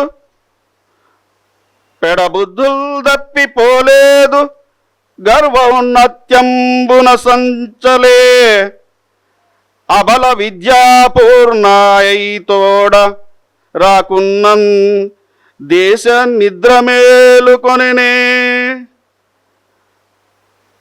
ఇది మనం ఆడవాళ్ళని ఎలా చూస్తున్నారు? పురుషుడు ఆధిపత్యం పెరిగిపోతుంది. వ్రతాలు చేయండి, పూజలు చేయండి, నిష్టగా ఉండండి, ఉపవాసాలు ఉండండి, ఇవన్నీ చెప్పి ఇంటి వరకే పరిమితం చేస్తున్నారు. మరి వాళ్ళకి కావాల్సింది విజ్ఞానం, విద్య ద్వారా కావాలి అని చెప్పి కోరుకుంటున్నాడు. చిన్న వయసులో పెళ్లి చేయడాన్ని నిరసిస్తూ ఈ రకంగా చెప్పాడు గుర్రం జాషువా. ఈడు రాకముందు వేడుకకో సమర్థంబులేని పెండ్లి తంతు జరిపి భావి జీవితములు పాడు చేయవధూటి తల్లిగాదు జంగు బిల్లిగాని. ఎవరైతే పసిప్రాయంలో బాల్యంలో పెళ్లి చేస్తారో అది తల్లి కాదు అంటాడు. జంగుబిల్లి అని చెప్పేసి తను తీవ్రంగా నిరసించడం జరిగింది. ఈ రకంగా తను మహిళా సాధికారతకు సంబంధించి ఎన్నో రచనల్ని చేయటం జరిగింది. ఏమంటాడు? ఆడవాళ్ళందరూ రకరకాల వ్యామోహాల్లో పడి వాళ్ళకు కావాల్సింది ఏంటి, నగలు బట్టలు, వీటికి సంబంధించి దాని మీద కూడా రాశారు. జాషువా గారు ఎవరి గురించి చెప్పలేదు? గాంధీ గారిని చెప్పారు, కుల వివక్ష గురించి చెప్పారు, ఆడవాళ్ళకు సంబంధించి సాధికారిత ఎలా వస్తుంది అని చెప్పారు, ఎలా అణచివేస్తున్నారో తెలియజేశారు, మనలో ఉన్న లోపాలని తెలియజేశారు. మరి నగలకై మగలతో జగడాలు నెరిపి సౌఖ్యము గొలిపోవు గయ్యాళితనము. నగల కోసం భర్తతో గొడవపడి తన సుఖాన్ని దూరం చేసుకుంటుంది అని. పొరుగు సంసారాల సిరి కోర్వలేక నిందలు చెప్పుకొను చుప్పనాతితనము. పక్కవాళ్ళు బాగుపడితే మనం చూడలేము. ఆడవాళ్ళు తనకు తావుగా కొన్ని హద్దులు పెట్టుకొని ఎలా ఉంటున్నారు అనేది చెప్పారు. ముసలి మూఢాచార భూతాల మహిమలో లోకము నెరుంగని నూతి కప్పతనము. మూఢాచారాల్లో పడిచి అసలు ప్రపంచం ఏం జరుగుతుంది, బయట ఏం జరుగుతుంది, మనం ఎక్కడున్నాం, మన పరిస్థితి ఏంటనే ఆలోచన కూడా లేకుండా పోతుంది. ప్రబలియున్నదెల్ల భామిని లోకాన నెట్లు శిక్ష సలిపి ఏమి కరిపి ముద్దియలను తీర్చిదిద్ది దీవింతువో భారమెల్ల నీది పాఠశాల. పాఠశాల చదువు ఉంటేనే వీటన్నిటి నుంచి మనం బయటపడతాం, మనకి అవకాశాలు వస్తాయి. ఇప్పుడు దాదాపు చాలా వరకు బయటకు వచ్చారు, కానీ ఇంకా గ్రామీణ ప్రాంతాల్లో మాత్రం అదే రకమైన ఉంటుంది. కానీ అతను సంపూర్ణంగా స్త్రీ అన్ని రంగాల్లో ఉండాలి అని చెప్పేసి కోరుకుంటున్నాడు. మరి ఇంకా వక్తలు మాట్లాడాల్సి ఉంది. వాస్తవంగా ఎవరైతే విద్యార్థినులు వచ్చారో మాట్లాడారో ఇంకా రావాలి. జాషువా గారు ఆయన రచనలు ఎలా అంటే ఎన్సైక్లోపీడియా, మొత్తం అన్ని సమాజంలో ఉన్న అన్ని అసమానతలకు సంబంధించి రాశాడు. మనల్ని జాగృతం చేయడానికి తన జీవితాన్ని మొత్తం సాహిత్యానికి అంకితం చేసింది. దేనికి అంటే అన్ని కష్టాలు పడి తర్వాత అతనికి మంచి మంచి అవకాశాలు వచ్చినా సరే తన రచనల ద్వారా మరి విశ్వనరుడయ్యి తను ప్రపంచవ్యాప్తంగా పేరు తెచ్చుకున్నాడు. మరి మమ్మల్ని ఈ సందర్భంగా గుర్రం జాషువా గారికి ఘనమైన నివాళులు అర్పిస్తూ ఈరోజు ఈ కార్యక్రమం జాషువా సాహిత్య వేదిక తరపున మరియు మహిళా కళాశాల తరపున ఏర్పాటు చేయడానికి అనుమతిస్తూ మమ్మల్ని ఇక్కడ అతిథులుగా పిలిచిన పెద్దలకు అందరికీ ధన్యవాదాలు తెలియజేస్తూ విద్యార్థులకి నా యొక్క ఆశీస్సులు అందజేస్తున్నాను. Thank you sir. Sir Jashuva గారిలో ఉన్నటువంటి స్త్రీ సాధికారత, స్త్రీల పట్ల తనకున్నటువంటి అభిప్రాయాలు, జాషువా గారి ఇందాకనే మాకు స్టాఫ్ రూమ్లో ఒక చిన్న డిస్కషన్. ఇప్పుడు జాషువా గారు యొక్క తల్లిదండ్రుల మీద యాదవ్ కులానికి సంబంధించిన వ్యక్తి, తల్లి మాది కులానికి సంబంధించిన వ్యక్తి. అయితే మరి జాషువా గారు ఎందుకు దళిత కవిగా ప్రసిద్ధి చెందాడు, ఒక దళిత తత్వాన్ని ఎందుకు తను ప్రకటించుకున్నాడు, తన తల్లి యొక్క వారసత్వాన్నే తను ఎందుకు తీసుకున్నాడు అనేది గమనిస్తే ఈ దేశంలో, భారతదేశంలో అతి ప్రాచీనమైనటువంటి సంస్కృతి మనదంతా మాతృస్వామికి వ్యవస్థే. కుటుంబానికి యజమాని స్త్రీయే, పురుషుడు కాదు. ఆ తర్వాత వచ్చినటువంటి ఆర్య సంస్కృతి వచ్చిన తర్వాత పురుషాధిక్య సమాజం రావడం, పురుషుడు కుటుంబ యజమాని మారిపోవడం, అక్కడ ఒక కుట్ర జరిగి చరిత్రలో పురుషుడు డామినెంట్ పర్సన్గా మారాడు తప్ప వాస్తవంగా ఈ దేశ చరిత్రలో స్త్రీనే నాయకురాలు, స్త్రీనే కుటుంబ యజమాని. అందుకే మనకు ఎన్నో రాజచరిత్రలో కూడా గౌతమీపుత్ర శాతకర్ణి మనకు ఉన్నటువంటి సీన్, మన జై బాలయ్య అంటారేమో. అంటే గౌతమీపుత్ర శాతకర్ణి అంటే గౌతమి అనే తల్లి పేరు, తల్లి పేరుతో కొడుకుని ప్రమోట్ చేసుకోవడం, తన తల్లితోనే తన గుర్తింపు తెచ్చుకోవడం. అందుకనే మనకు కూడా చాలా విచిత్రంగా ఉంటుంది. పెళ్లి కాగానే మన ఇంటి పేర్లు మారిపోతాయట, పెళ్లి కాగానే మన ఇంటి పేర్లు మారిపోతాయట. ఇంటి పేరు మార్చుకోవాలా పెళ్ళైనంత మాత్రాన? మన ఐడెంటిటీని వదులుకోవాలా? ఆలోచించండి. మరొక వక్త, సీనియర్ కళాశాల విద్యలో అపారమైన అనుభవం గడించినటువంటి రిటైర్డ్ ఆర్ఐఓ గారు విశ్వేశ్వరరావు గారిని మాట్లాడవలసిందిగా సాదరంగా ఆహ్వానిస్తుంది. ఈరోజు ఈ కార్యక్రమానికి మనందరం కూడా రావటానికి గుర్రం జాషువా గారి యొక్క ఆశీర్వచనాలు, ఆయన గారి యొక్క అభినందనలతోని, ఆశీర్వాదంతో మనందరం ఇక్కడికి హాజరయ్యాం. ఒక 2 minutes ఎవరి దగ్గరైనా మీ దగ్గర స్నాక్స్ కనుక వచ్చినట్టయితే టేబుల్ మీద పెట్టండి. గుర్రం జాషువా గారి యొక్క వర్ధంతి సందర్భంగా ఒక్క 2 నిమిషాలు మౌనాన్ని పాటిద్దాం, ఒక 2 minutes సైలెంట్గా. రెండవ విషయం, నా సబ్జెక్టు ఫిజిక్స్ సబ్జెక్ట్ అయినప్పటికీ కూడా నాకు ఈ లిటరేచర్ మీద బాగా అవగాహన, ఒక అభిరుచి ఉంది. అందుకోసం నేను అంటే నయీం ఇప్పుడు మీతో మాట్లాడారు, చాలాసేపు మాట్లాడారు. ఆ విధమైనటువంటి లాంగ్వేజ్ యొక్క ఉచ్చారణ మన తెలుగు వాళ్ళు మాట్లాడగలుగుతామా ఒక్కసారి ఆలోచించండి. ఆయన పాడిన పద్యము చదివినటువంటి వాక్యాల లోపల ఎక్కడైనా వ్యత్యాసం కనిపించిందా లాంగ్వేజ్లో? మనం అనేది తయారు చేసుకున్నటువంటి ఈ కులాలు మతాల వలన మన దగ్గర ఉండే ఘర్షణల్ని మనం ఆపుకుందాం. జాషువా గారు చెప్పిన ఒకే ఒక విషయము,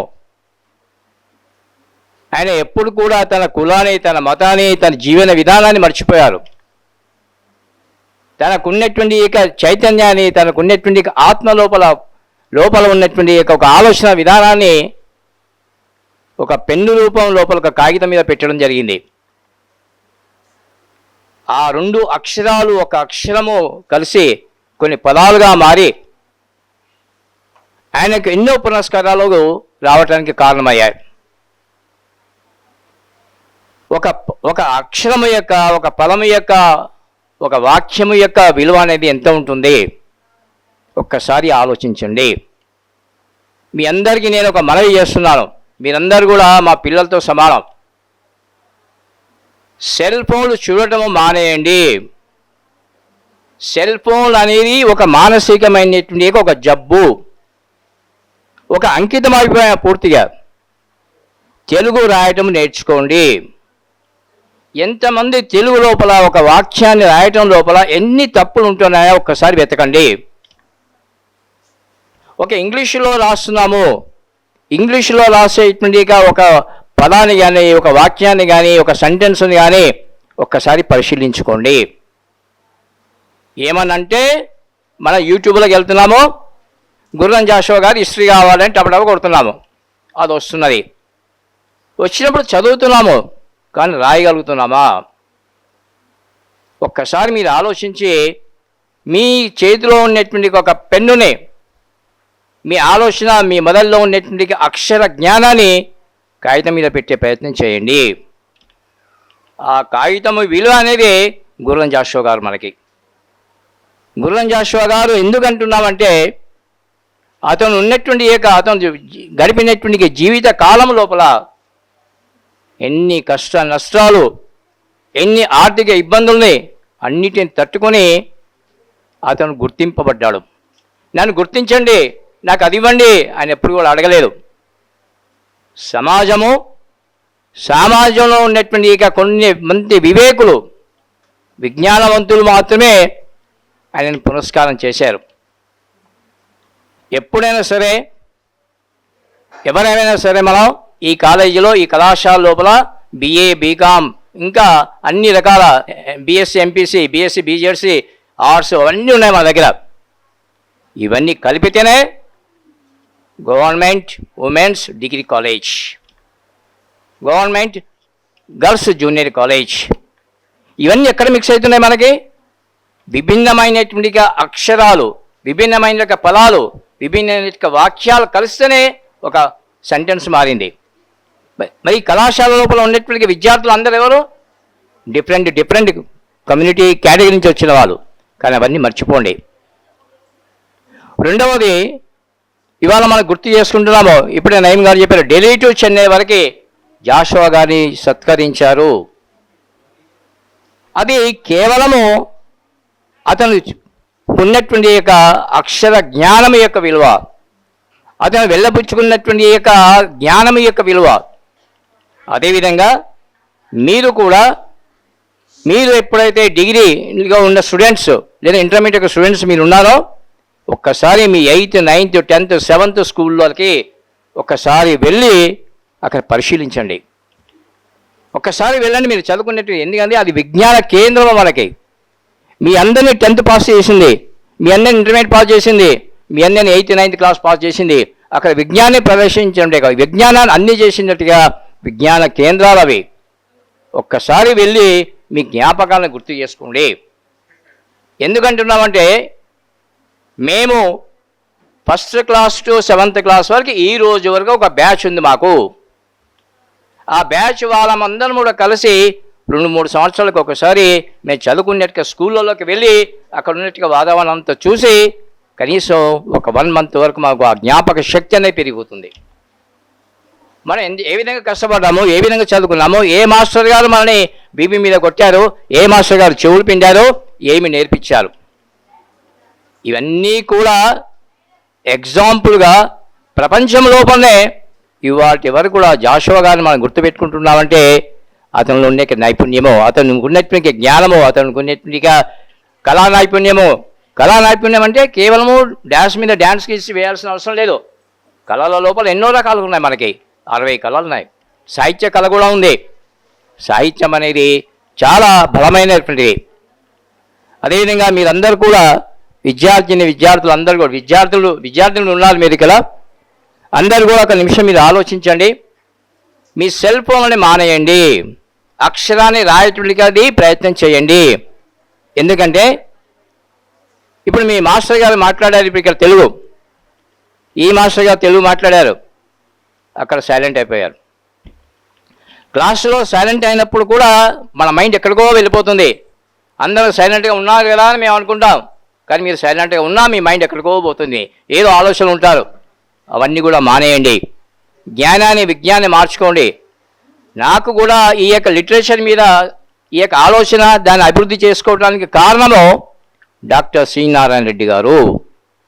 సి నారాయణ గారు మేము డిగ్రీలో ఉన్నప్పుడు మాకు సిరిసిల్ల దగ్గర కరీంనగర్కి అక్కడ చదువుకున్నాం. ఆయన మమ్మల్ని అందరూ కూడా ఇదే విధంగా మోటివేట్ చేసేసి సాహిత్యం అంటే ఏంటో ఒక మోటివేట్ చేసుకొచ్చారు. అదేవిధంగా ఒక పెద్ద రైటర్, డిగ్రీ కాలేజ్ లోపలనే డిగ్రీ లెక్చరర్గా పనిచేస్తూ ఒక పెద్ద రైటర్గా పేరు పొందినటువంటి అంపశయ్య మల్లయ్య గారని ఎకనామిక్స్ లెక్చరర్. అంపశయ్య పేరు వినొచ్చు. ఆయన గారు కూడా మాకు ఈపు తట్టి మాకు ముందు బాటను నేర్పించారు. మీ యొక్క ఆలోచన మంచిగా ఉంటే పెద్దవాళ్ళు కానీ మీ స్నేహితులు కానీ అందరూ కూడా మిమ్మల్ని ఒక మంచి దారికి తీసుకొచ్చే ప్రయత్నం చేస్తారు. నేనేం చేయగలను అనే ఆలోచన మీకు రాకూడదు. నేను చేయగలను, నేను సాధించగలను అనే ఆలోచన, ఒక సంకల్పంతో ముందుకు రండి. దానిని మీరు అచీవ్మెంట్ చేసుకోండి, టార్గెట్ని రీచ్ కాండి. కానీ కంపారిజన్ చేసుకోకండి, పోల్చుకోకండి. ప్రతి ఒక్కరికి వాడు వీడు వాళ్ళు వీళ్ళని పోల్చుకోకండి. అందరం సమానమే. అందరం కూడా జాషువా గారు లాంటి వాడిని ఎంతోమందిని మనం స్మరణ చేసుకుంటూ ముందుకు వెళ్ళేటువంటిగా ఆలోచన విధానం మనం ఉందాం. ఈ యొక్క అవకాశం నాకు కల్పించినటువంటిగా ఈ కళాశాల యాజమాన్యానికి, ఈ యొక్క నిర్వహణ సభ్యులందరికీ కూడా విద్యార్థులందరికీ మనం ఒకసారి ధన్యవాదాలు చేసుకుంటూ సెలవు తీసుకుంటాం. Thank you. సార్ ఇంటర్మీడియట్ కళాశాల విద్యకు సంబంధించినటువంటి అడ్మినిస్ట్రేషన్ అంతా చేసింది సారు. ఈరోజు యువతరం యొక్క కాన్సన్ట్రేషను, విద్య పట్ల వాళ్ళకున్న నిబద్ధత, పిల్లలు తమ భవిష్యత్ పట్ల లక్ష్యాలను నిర్దేశించుకునే క్రమంలో ఎటువైపు వెళ్తున్నారు, ఒక సోషల్ మీడియా ఇంపాక్ట్కి గురైపోయి వాస్తవిక జీవితంలో గెలవాల్సినటువంటి వాళ్ళు తమ అమూల్యమైనటువంటి సమయాన్ని మొత్తం కూడా సెల్ ఫోన్లకు అంకితం చేస్తున్నారు. దాని నుంచి విముక్తం కావాలి. మనం సెల్ ఫోన్లో ఒక గేమ్ ఆడితే మనకు కొన్ని గంటలు వృధా అవుతుంది. ఆ గేమ్ డిజైన్ చేసినటువంటి వ్యక్తి కొన్ని కోట్ల రూపాయలు, మనం ఆడుతున్న ప్రతిసారి కొన్ని కోట్ల రూపాయలు వాళ్ళ అకౌంట్లోకి వెళ్ళిపోతూ ఉంటాయి. కాబట్టి ఆ గేమ్ డిజైన్ చేసే దగ్గరికి మనం ఉండాలి. మన నాలెడ్జ్, టెక్నాలజీని అందిపుచ్చుకొని ఒక క్రియేటివిటీతోని మనం ముందుకు వెళ్ళడానికి ఆలోచించాలి తప్ప మనం సెల్ ఫోన్కి బానిసలుగా మారి మన జీవితాల్ని వృధా చేసుకోవద్దు అనేటువంటి గొప్ప సందేశాన్ని ఇచ్చినటువంటి విశ్వేశ్వరరావు గారికి మన కళాశాల తరఫున ధన్యవాదాలు తెలియజేస్తూ, జాషువా సాహిత్య వేదిక పల్లకీని ప్రపంచమంతా ఊరేగిస్తున్నటువంటి జాషువా సాహిత్య వేదిక రథసారథులు మువ్వా శ్రీనివాసరావు గారు ఒకవైపు అయితే మా పగడిపల్లి వెంకటేశ్వర్లు అన్న మరోవైపు. ఆ రోజు జాషువా గారు ఊరేగారు, ఇప్పటికి కూడా వీళ్ళిద్దరూ విశ్వవ్యాప్తంగా ఊరేగిస్తున్నారు. వాళ్ళందరికీ కూడా ధన్యవాదాలు తెలియజేస్తూ మన వెంకటేశ్వర్లు అన్నని మాట్లాడవలసిందిగా కోరుచున్నాం. సభకు నమస్కారం. దాదాపుగా సభ దగ్గర పడుతుంది, మీరేం బాధపడకండి. నేను కూడా ఎక్కువసేపు ఏం మాట్లాడను. జాషువా గారి గురించి దాదాపుగా ప్రపంచంలోని చాలా సాహిత్య సంస్థలు జాషువా గారి వర్ధంతిని, జయంతిని ఘనంగా చేస్తున్నాయి.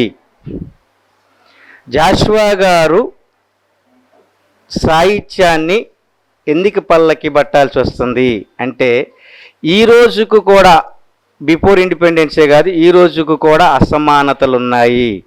అసమానతలు ఉన్నంత కాలము వివక్ష ఉన్నంత కాలము, కుల వ్యవస్థ ఉన్నంత కాలము జాషువా బ్రతుకుతాడు, జాషువా గారి సాహిత్యము బ్రతుకుతుందన్నమాట. ఎందుకంటే ఈరోజు 2023లో మేము మహిళా సాధికారత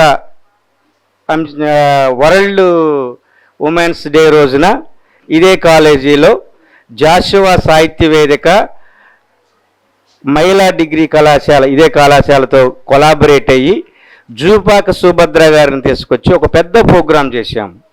ఎందుకంటే జాషువా గారు మహిళా సాధికారత గురించి ఆలోచించిన వ్యక్తి. మహిళలకి స్వేచ్ఛ కావాలి, స్వతంత్రం కావాలి, విద్య కావాలి అని ఆశించిన వ్యక్తి. అందుకోసము మేము ప్రతి సంవత్సరము దాదాపుగా జాషువా వేదిక పెట్టిన తర్వాత ప్రతి సంవత్సరము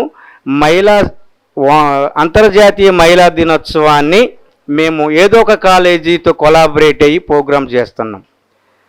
అంటే జాషువా గారి యొక్క ఆలోచన ఏంటి, అట్టడుగు ఉన్న ప్రతి వ్యక్తి కూడా అత్యున్నతంగా ఎదగాలి అనే ఆలోచన కలిగిన వ్యక్తి అన్నమాట. తన సాహిత్యాన్ని, తన యొక్క ఆలోచనల్ని, తన భావాజలాన్ని అత్యున్నతంగా ఉండాలి ఈ సమాజం అని ఆలోచించాడు. అందుకోసమే ఈ రోజున ప్రపంచంలో ఉన్న సాహిత్య సంస్థలు, చాలా సాహిత్య సంస్థలు, ఇవాళ ఖమ్మం జాషువా సాహిత్య వేదిక ఒక్కటి మాత్రమే కాదు, ప్రపంచంలో ఉన్న జాషువా అభిమానులు, సాహిత్యవేత్తలు అందరూ కూడా జాషువా వర్ధంతిని చేస్తున్నారన్నమాట. అలాగే మనం కూడా ఇది మా బాధ్యత, జాషువా సాహిత్యాన్ని ప్రసారం చేయాల్సిన బాధ్యత కాబట్టి మనము ప్రసారం చేస్తున్నాం.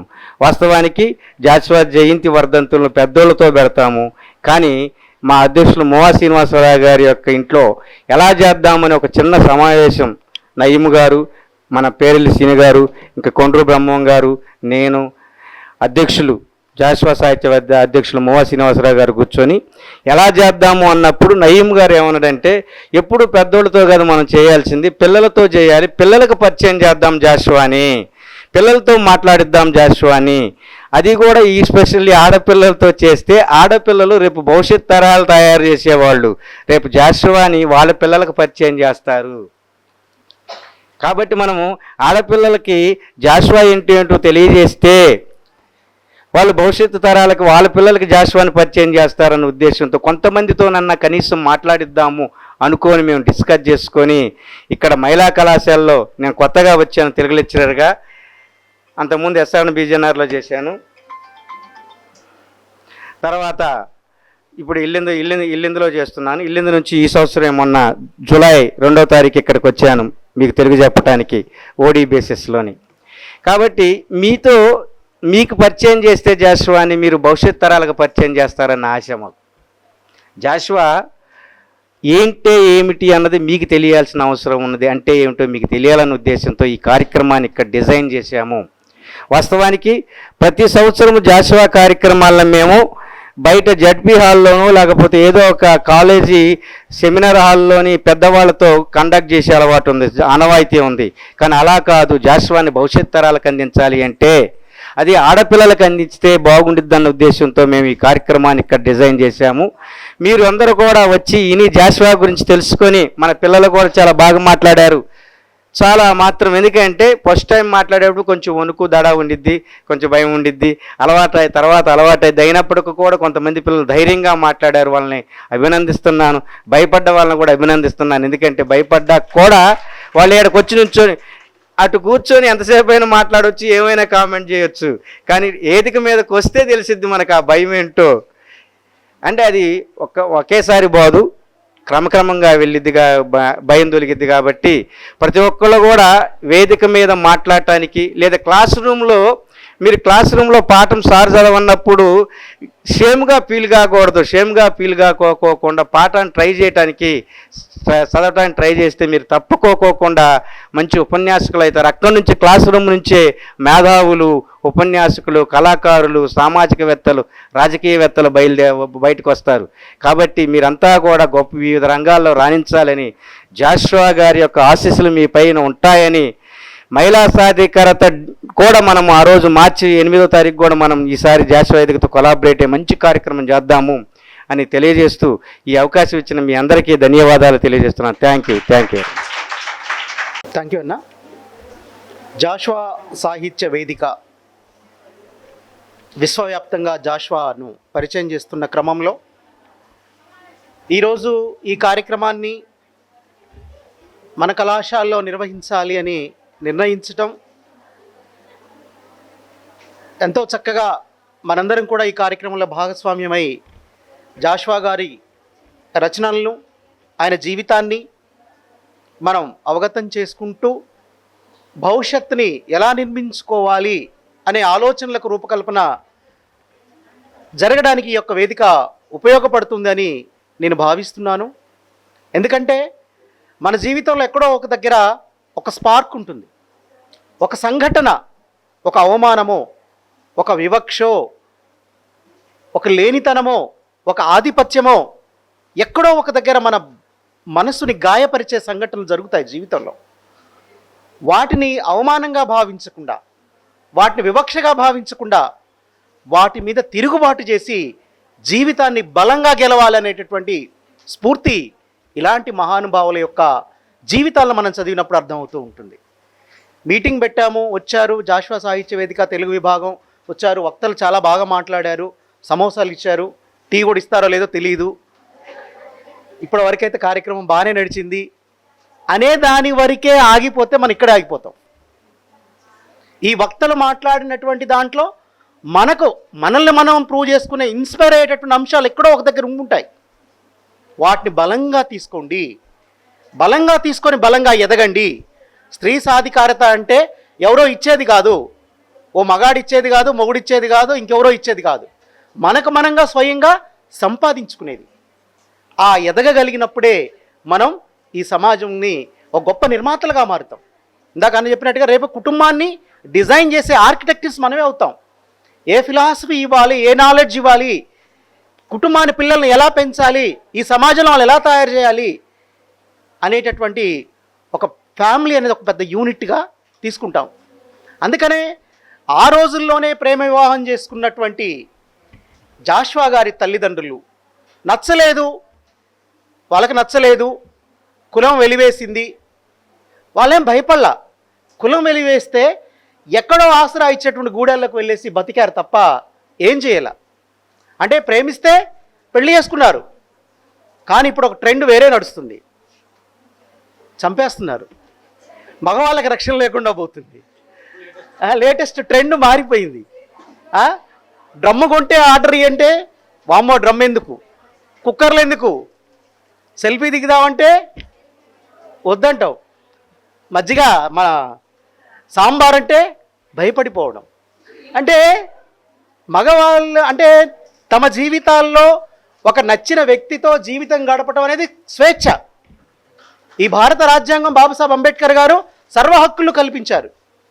ఆ హక్కులను అర్థం చేసుకోండి.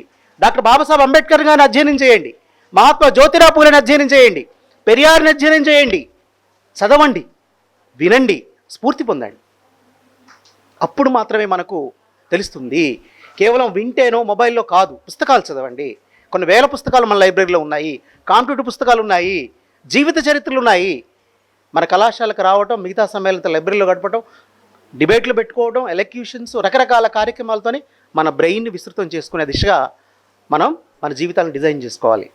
అందుకని ఈ జాషువా వర్ధంతి మీ జీవితాలు ఎప్పుడు మర్చిపోలేంత ఇన్స్పిరేషన్ కలిగించాలనేదే ఈ 4 విషయాలు మీతో పంచుకోవడం జరుగుతుంది. ఈ మా తాతగారి యొక్క వారసులు ఇంకొక 2 ఉన్నారు.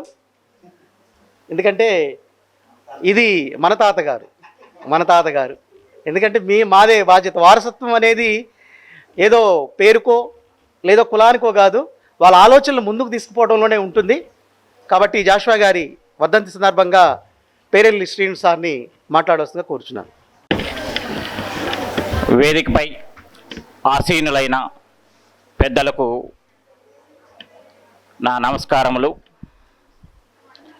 అదేవిధంగా ఈ కార్యక్రమాన్ని, జాషువా గారి వర్ధంతి కార్యక్రమాన్ని మన కళాశాలలో ఎంపిక చేసుకున్నందుకు జాషువా సాహిత్య వేదిక అధ్యక్షులు, కార్యదర్శులకి కృతజ్ఞతలు.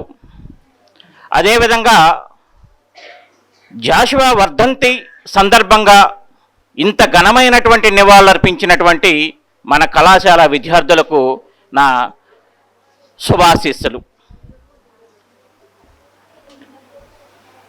ముందుగా మాట్లాడినటువంటి వక్తలు చాలా గొప్పగా మాట్లాడి, జాషువా గారు పేదరికం నుంచి వచ్చాడు, కులమత భేదాలు అనుభవించి వచ్చాడు అని మనం చెప్పుకున్నాం. జాషువా గారు వాస్తవంగా పేదరికంలో పుట్టినా ఆ పేదరికాన్ని అధిగమించి ఎక్కడైతే సీత్కారాలు, ఎక్కడైతే వివక్షలు ఎదుర్కొన్నాడో అక్కడే ఘనమైనటువంటి సన్మానాలు అందుకున్నాడు. గుంటూరులో పగటి దివిటీల మధ్యన ఏనుగుపై ఊరేగాడు. తన గురువు లాంటి గొప్ప కవుల చేత కాలుకి గండపెండేరం తొడిగించుకున్నాడు. జాషువా గారు కన్నతల్లి, మాతృప్రేమ అనే కవితల్లో మన మహిళల గురించి ఎంత గొప్పగా చెప్పాడు. మహిళలు విద్యావంతులైతేనే భారతదేశ స్వతంత్ర రథము ముందుకు కదులుతుంది. జనాభాలో సగభాగంగా ఉన్నటువంటి మహిళలు ఖచ్చితంగా విద్యావంతులు అవ్వాలి. వాళ్ళ మీద అణిచివేత కొనసాగుతున్నంత కాలం ఈ భారతదేశము అభివృద్ధి చెందుతున్నా నిద్రపోతున్నట్టు కింద లెక్కే. కాబట్టి మనం ఆడవారిని అన్ని రంగాలలో ముందుకు తీసుకువెళ్ళాలి, వారిని మనం అభివృద్ధి వైపు మళ్లించాలని గురిజాడ లాంటి వారితో సమానంగా స్త్రీ యొక్క చైతన్యాన్ని ప్రబోధించినటువంటి గొప్పవాడు గుర్రం జాషువా. ఆయన గురించి చెప్పాలంటే వాళ్ళ అమ్మా నాన్నది కులాంతర వివాహం, మతాంతర వివాహం.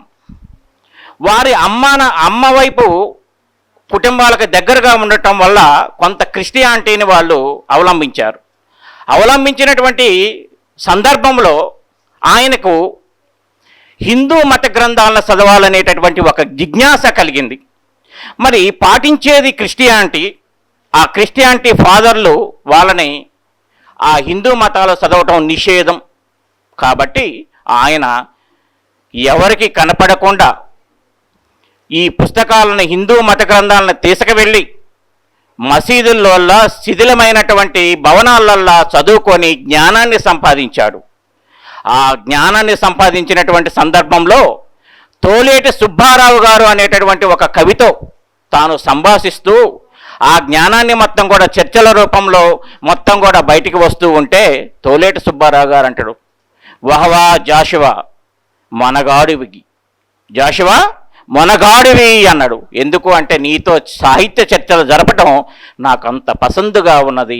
ప్రతి మనిషి ఎక్కడైతే పుట్టామో అక్కడే ఆగకుండా ముందుకు వెళ్తూ మన ప్రతిభను, మన యొక్క టాలెంట్ని నిరూపించుకోవాలి. మనం ఈరోజు మీకు ఇక్కడ చూపించడానికి, ఇక్కడ ఈ కార్యక్రమాన్ని ఏర్పాటు చేయడానికి ఇక్కడ కారణం ఏమిటి అంటే అటువంటి ముందుగా ఉన్నటువంటి మన మహనీయుల యొక్క జీవితాలను, వాళ్ళ యొక్క కష్టాలను, వాళ్ళ యొక్క ఎదుగుదలను ఖచ్చితంగా మనం గమనిస్తూ మనం కూడా ఎదగాలని చెప్పుకోవటం కోసమే ఈ కార్యక్రమాన్ని ఏర్పాటు చేశాము.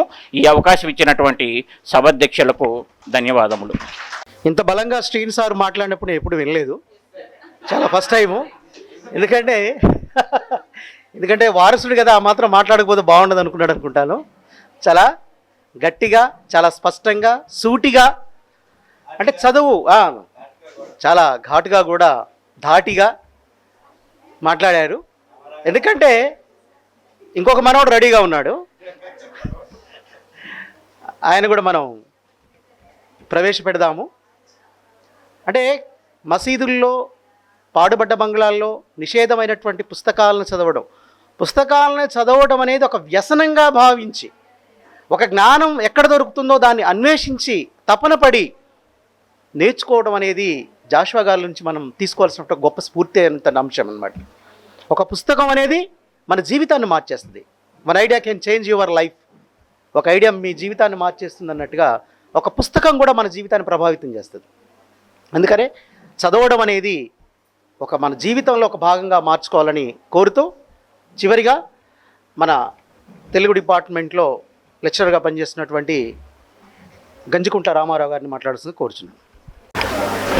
అందరికీ నమస్కారం. నేను ఎక్కువ టైం తీసుకున్నమ్మా, రెండు విషయాలు సూటిగా చెప్తాను నేను.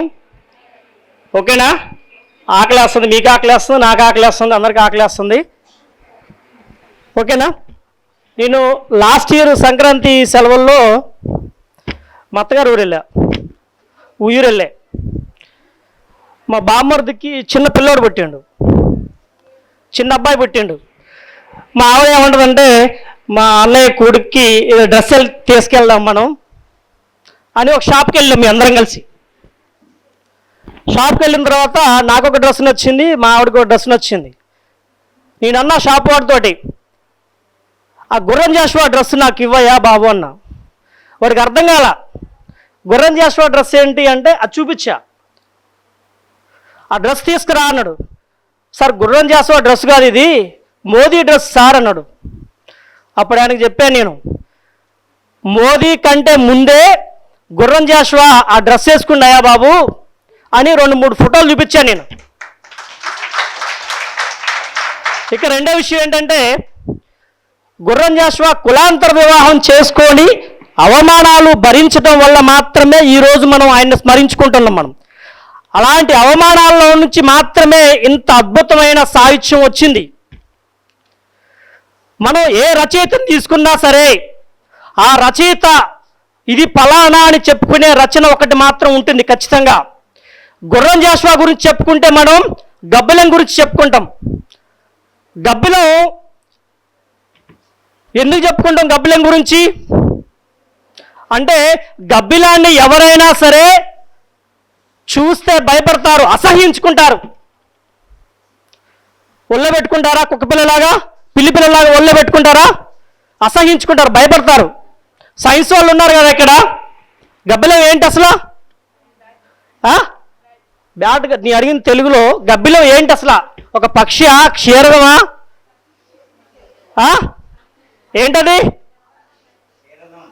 కాదు కాదు, 2 లక్షణాలు కలిగి ఉన్నది. అది పక్షిలాగా ఎగరగలదు, క్షీరదంలాగా పాలివ్వగలదు. గమనించారా మీరు? అసహ్యించుకుంటాం దాన్ని చూస్తే. నలుపునే ఎందుకు తీసుకున్నారంటే శ్రామికుడి యొక్క శక్తి దాంట్లోనే ఉంది. ప్రతి శ్రామికుడు కూడా నలుపుని ఆదర్శంగా తీసుకుంటారు. అంటే ఈనాటి కాలంలో ఉన్నటువంటి దళిత కవులందరూ కూడా నలుపుని చైతన్యవంతం దిశగా నడిపిస్తూ ఉన్నారు. కత్తి పద్మారావు దగ్గర నుంచి తీసుకుంటే నల్ల కలువ. ఇప్పుడు మన కాకతీయ యూనివర్సిటీలో ఒక సార్ రాశారు, నల్ల రక్త కణాలు అనే బుక్ రాశారు. నల్ల రక్త కణాలు ఉంటాయా అసలు? ఉంటాయా? ఇదే జాషువా వేదిక వెంకటేశ్వర్లు గారు పరిచయ సభ పెట్టారు నల్ల రక్త కణాల మీద జడ్పీ హాల్లో. నల్ల రక్త కణాలు ఉంటాయా? అలాగే మాస్టర్జీ అని చెప్పేసి ఒక రచయిత beauty beauty black is beauty అని చెప్పేసి ఒక పోయం రాశారు. నలుపు ఎక్కడన్నా అందంగా ఉంటుందా? చూసే కళ్ళను బట్టే ఉంటుంది ఏదైనా సరే. అవునా? ఒక తెల్లగా ఉన్న అమ్మాయికి ఉండాల్సిన చోట ఒక నల్లటి పుట్టుమచ్చ ఉంటే ఆ అమ్మాయి యొక్క అందం ఎలా ఎలివేట్ అవుద్ది? అవునా? అదే నల్లగా ఉన్న అమ్మాయి ముఖం మీద తెల్లటి మచ్చ ఉంటే ఏ విధంగా ఫీల్ అవుతారు? నాకేదో బొల్లు వచ్చిందేమో, నాకేదో రోగం ఉందేమో అని చెప్పేసి ఫీల్ అవుతూ ఉంటారు. అవునా? ఇంకొక విషయం చెప్తాను నేను, నల్లగా ఉన్న దాన్ని ఎందుకు మనం తీసుకోవాలి, ఎందుకు మనం తీసుకోలేకపోతున్నాం అనేది. ఇప్పుడు భారతదేశంలో చూసుకుంటే పాల ఉత్పత్తిలో ప్రథమ స్థానంలో ఉంది భారతదేశం. అవి ఏ పాలు? ఏ పాలు? బర్రెపాలు. మరి మీ పూజలు దేనికి చేస్తారు? చూశారు ఎంత వివక్ష? అంటే నల్లగా ఉన్న బర్రెను వదిలిపెట్టి తెల్లగా ఉన్న ఆవును పూజిస్తున్నారు. ఎంత దుర్మార్గం కదా? అవునా కదా? వివక్షత మీ దగ్గర కూడా ఉంది. ఉందా లేదా? ఒప్పుకుంటారా? ఆ వివక్షతని వేడండి. బర్రెను కూడా పూజించండి, గబ్బిలాన్ని కూడా కొంచెం అప్పుడప్పుడు హాయ్ హాయ్ చెప్పండి. మీకు చుట్టుపక్కల ఉంటాయి, ఈ హాస్టల్ వెనకాల ఉంటాయి. గబ్బిలాన్ని చూసి భయపడకండి, గబ్బిలాన్ని చులకనగా చూడకండి. ఓకేనా? సరే, హాల్లో ఆకలి అవుతుంది కాబట్టి ఈ అవకాశం ఇచ్చిన అధ్యక్షుల వారికి ధన్యవాదాలు. Thank you. రామారావు సార్ అన్న, ఓకే, రామారావు సారు మాట్లాడిన విషయాల్లో 2 విషయాలు మనకు స్పష్టం. గబ్బిలాన్ని ఎందుకు కావ్యంగా ఒక వస్తువుగా తీసుకున్నాడు? గబ్బిలం తల్లకిందులుగా ఉంటుంది, గబ్బిలం ఎప్పుడు మనలాగా నిలబడదు, రివర్స్లో ఉంటుంది. అంటే భారతదేశంలో ఉన్నటువంటి వర్ణ వ్యవస్థలో కూడా రివర్స్లో చూస్తేనే అర్థమవుతుంది మనకు. ఈ సమాజం మొత్తం మన రివర్స్లో చూస్తే అర్థమవుతుంది. చరిత్రను మన రివర్స్లో చదివితే అర్థమవుతుంది. గెలిచిన వాడే చరిత్ర చెప్తాడు, ఓడిపోయిన వాడు చరిత్ర చెప్పడు. గెలిచిన వాడు ఎప్పుడు చరిత్ర వాడికి అనుకూలంగా రాసుకుంటాడు. నిజమైన చరిత్ర ఓడిపోయిన వాడిలో నుంచి మాట్లాడితే నిజమైన చరిత్ర బయటకు వస్తుంది. అందుకని చరిత్ర అంతా నిజాలు కావు. అట్లాగే నలుపు గురించి కూడా చెప్పాడు. నలుపు అనేది ఒక సింబల్ అనేది. అందుకని నేను నల్ల చొక్కా వేసుకొని వచ్చా ఒక పొద్దున్నే. లేకుంటే రామారావు ఈరోజు అన్న జాషువా గారిది కదా, నువ్వేంటి చాలా శాంతి పౌరంలాగా తెల్ల చొక్కా వేసుకొచ్చావంటే 2 నిమిషాలు ఆలోచించా, ఈ పెద్ద జేబులు పెద్ద బట్టన్లు ఇది వేసుకోవడం అవసరమా ఈరోజు అని. కానీ ఈరోజు చూస్తే ఇస్త్రీ చేసిన చొక్కా నల్లది ఒకటే ఉంది. Because black is beauty. నలుపులో ఉన్నటువంటి అందము, నలుపు అనేది మనం సెల్ఫ్ రెస్పెక్ట్ని మనం చేసేదండి. అందుకని భారతదేశంలో ఉన్నటువంటి మనం అందరం కూడా బ్లాక్సే. తెల్లగా ఉన్నటువంటి నువ్వు తెల్లగా ఉన్నంత మాత్రం నువ్వు బ్లాకే. నీ స్కిన్ వైట్ ఉన్నా కదా అని అంటే నువ్వు వైట్ కాదు. ఈ దేశంలో ఉన్నటువంటి మూలవాసులు, ఆదివాసులు, ఈ దేశంలో పుట్టినటువంటి వారసులందరం మనందరం కూడా మనం బ్లాక్సే. కాబట్టి అది కూడా గుర్తు చేసినటువంటి రామారావుకి అభినందనలు తెలియజేస్తూ, ఈరోజు చాలా అద్భుతమైన ఉపన్యాసాలు ఇచ్చినటువంటి విద్యార్థినులకు చిన్న బహుమతి ప్రదానాన్ని చేయవలసిందిగా, ఈ కార్యక్రమం నిర్వహించవలసిందిగా వెంకటేశ్వర్లను ఆహ్వానిస్తున్నాను. From BCom final year, please come on to the dais. Congratulations. Just encourage your friend. Next, Maheshwari from first year BJCS. Hearty congratulations, all of you. Next, come on to the dais. Aparna. Amrita from second MPC.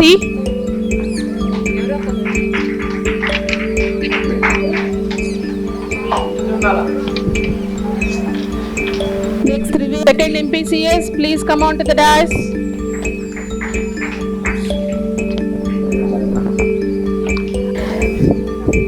Next Navya from second BCom, please come on to the dais. Hearty congratulations to excellent speech. At least they have tried. Okay, so next time you all should participate in such type of programs. Okay, so please give a big round of applause to all the winners once again.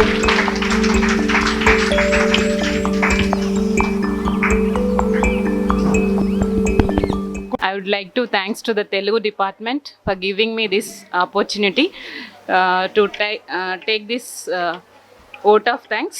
Respected dignitaries, esteemed guests, dear students, faculty members and lecturers, lovers, literature lovers, good afternoon to all. It is both an honor and a responsibility to deliver the vote of thanks on this Salman occasion as we commemorate the death anniversary of the legendary Telugu poet Sri Gurram Joshua, a pioneer, a voice of the voiceless and a timeless torch barrier of social justice through literature.